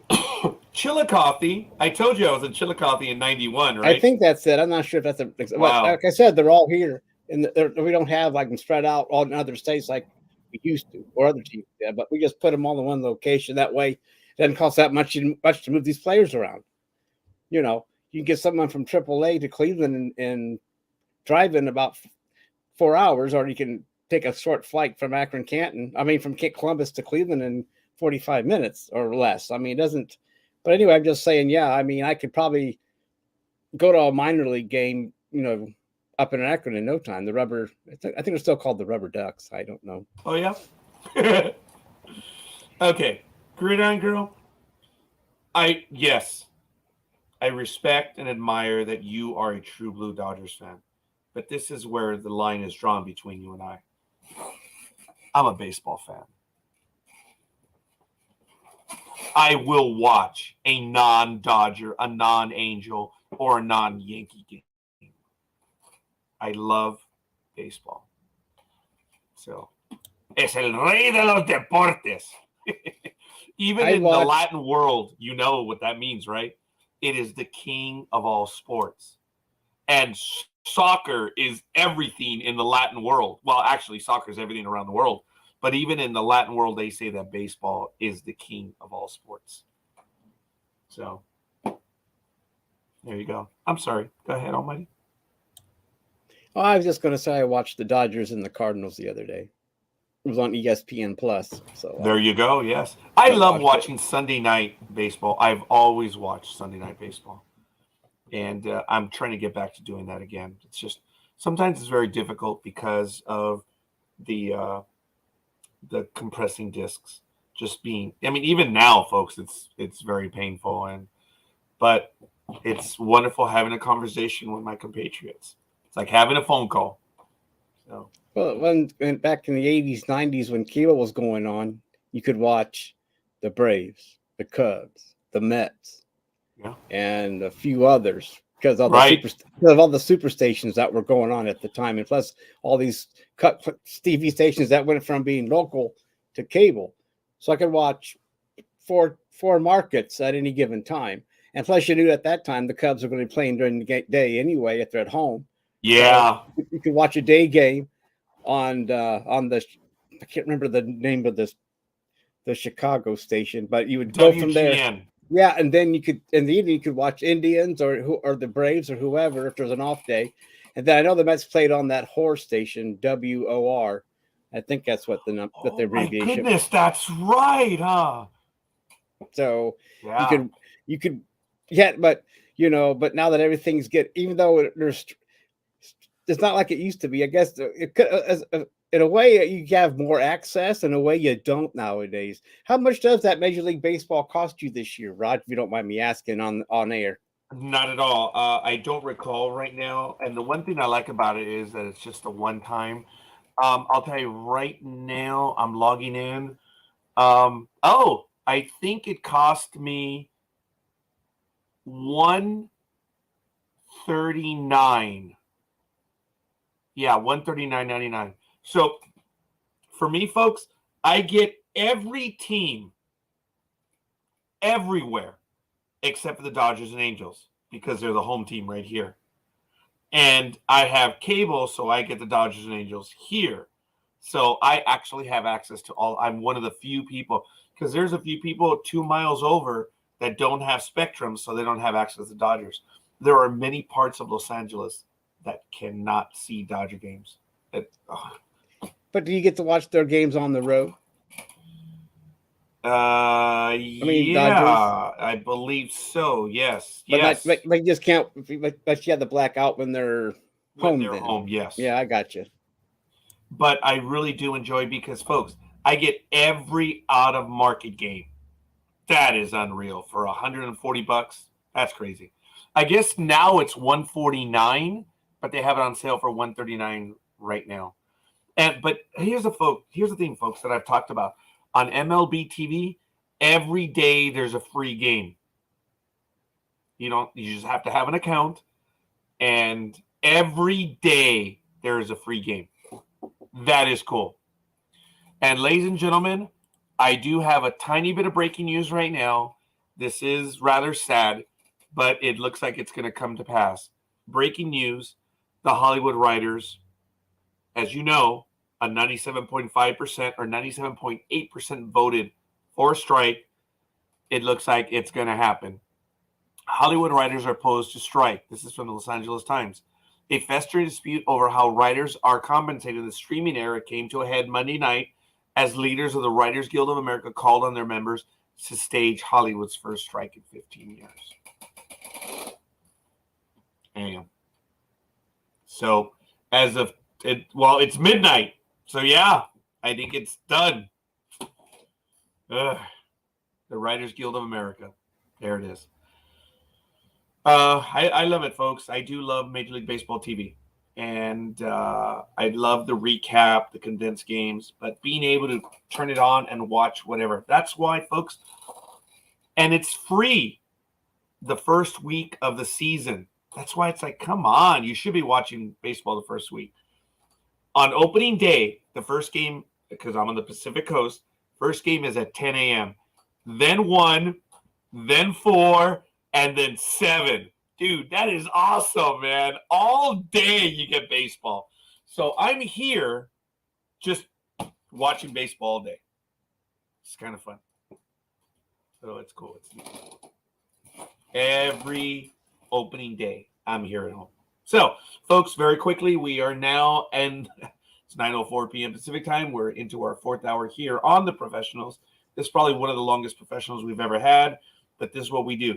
I did tell everyone, unfortunately, due to the fact that we have a lot of new hosts, a lot of new programming that's going to be moving back in from the radio side to the streaming side, the professionals on Monday night may be moving to Wednesday evening. So we ask you to bear with us. As of right now, we're on the first Monday of every month, but right now we're in June. We're probably going to be June 7th. I'm leaning to it. It's 65, 70% a done deal that the professionals will be moving to the first Wednesday of the month. Okay. So, sorry, folks. It just is. So we'll see. All right. Beyond that, I don't know. Almighty, we actually, this is what the professionals is, buddy. We have 4 or 5 topics that we talk it through, which is really good stuff. This was a good program. Forgive me for saying so. Well, I mean, we got to a lot of subject. I mean, not a lot, We but did. we really talked, and we even got in some meandering too. Oh, yeah, that's who we are. So, folks, Once again, have you met us? yeah, thank you, sir. I love that line. I've used that one forever. So, like I said, folks, it looks like on the calendar we have several things. Check out ndbmedia.net where we have all of our stuff going. But as far as the calendar, folks, Monday Night America on the 22nd, Joke Night returns, rated maggot. So all of you know what that means. So Joke Night will be back. It'll be rated maggot. Maggot is not rated G. So it is. Comics 101 will be on tomorrow, 6 p.m. Pacific time, 9 p.m. Eastern, where Almighty is, and I'll probably be joining the gentleman. I'm looking forward to Comics 101. Well, if you do, I look forward to it. If not, well, I'll cry into my soda, pop, and then go from there. You're funny. So I know Big Dog will be there. You will, and I look forward to joining as well. So we'll see. And we're good. Anything else that you want to get to, young man? No, I went over most. I think I went over about everything I wanted to, and I had some things up, and we went through them. Yeah, we did. Folks, check out Major League Baseball TV. As I said, every day there is a free game. And it's cool because that's awesome. Yeah, it's every day you can watch one game free. That's just part of it. You just got to sign up and be a member. That's all. All right. And then in April, that's when they have their specials. And right now they still have it. It's $139.99 right now.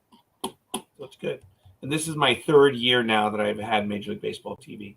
And like I said, my daughter's watching it. So it's kind of cool. I'm lucky right there. All right. Big Dog was on with us. I thank him. Dream was on with us. I thank him. And Almighty, I got to tell you, buddy, ever since you've been back, man, I appreciate having you on. I look forward to having you on. You are an important part of this. I'm eternally grateful. And I thank you. Even though you pissed me off real good on Saturday, I do have to say it was very well delivered. It was damn funny. I couldn't have done it myself. But yeah, I was pissed off. What did I do? Oh, you didn't see that I had to leave all of a sudden even earlier than I said? When I was trying not to use the swear word, and you just did it perfectly. Oh, yeah. Well, the timing was there. God. I couldn't pass it up. I mean, I could have, but I didn't. I'm sorry. It was delivered well. That's why I didn't say a word. But if you look just before I left, scorekeeper was furious. I'm sorry. Don't be. Did I send you a note? Did I tell you anything? No. It was so flawlessly delivered. I was like, don't be a dick. I was thinking to myself, but I was like, shit, I gotta go. I was telling you when I had to leave in about 15 minutes. I was like, man, fuck that. I'm out now. And Big Dog started talking. I was like, excuse me? And I finished my thought. I said, goodbye. Well, and I left. Well, I'm glad to be here, and I'm glad that you let me come on board and talk a little bit. That's fine. I like it. Yeah. It's been a good evening too. I mean, we really, had a show. It was awesome. Actually, we're on, I guess, like you said, starting our 4th hour. And usually we get at least inside the 3rd and then we're done. But, it's cool. Thank you, Gridiron Girl. Yes, I do. I like this program. This was fun. We did go over a lot, and this was good. And the commentary by everyone. It's like Almighty knows, Big Dog knows. It's not that they don't come to play on Saturday. It's just they know that we're going to talk through the topic on Saturday and then move on to the next story. So we cover the stories. Here we hit 3 or 4 topics. And we spend a lot of time on them. Yeah, we do, and we don't solve anything, but we get it out in the open. Hell yeah, hell yeah. And sometimes we don't. And sometimes we do solve it, but no one listens to us.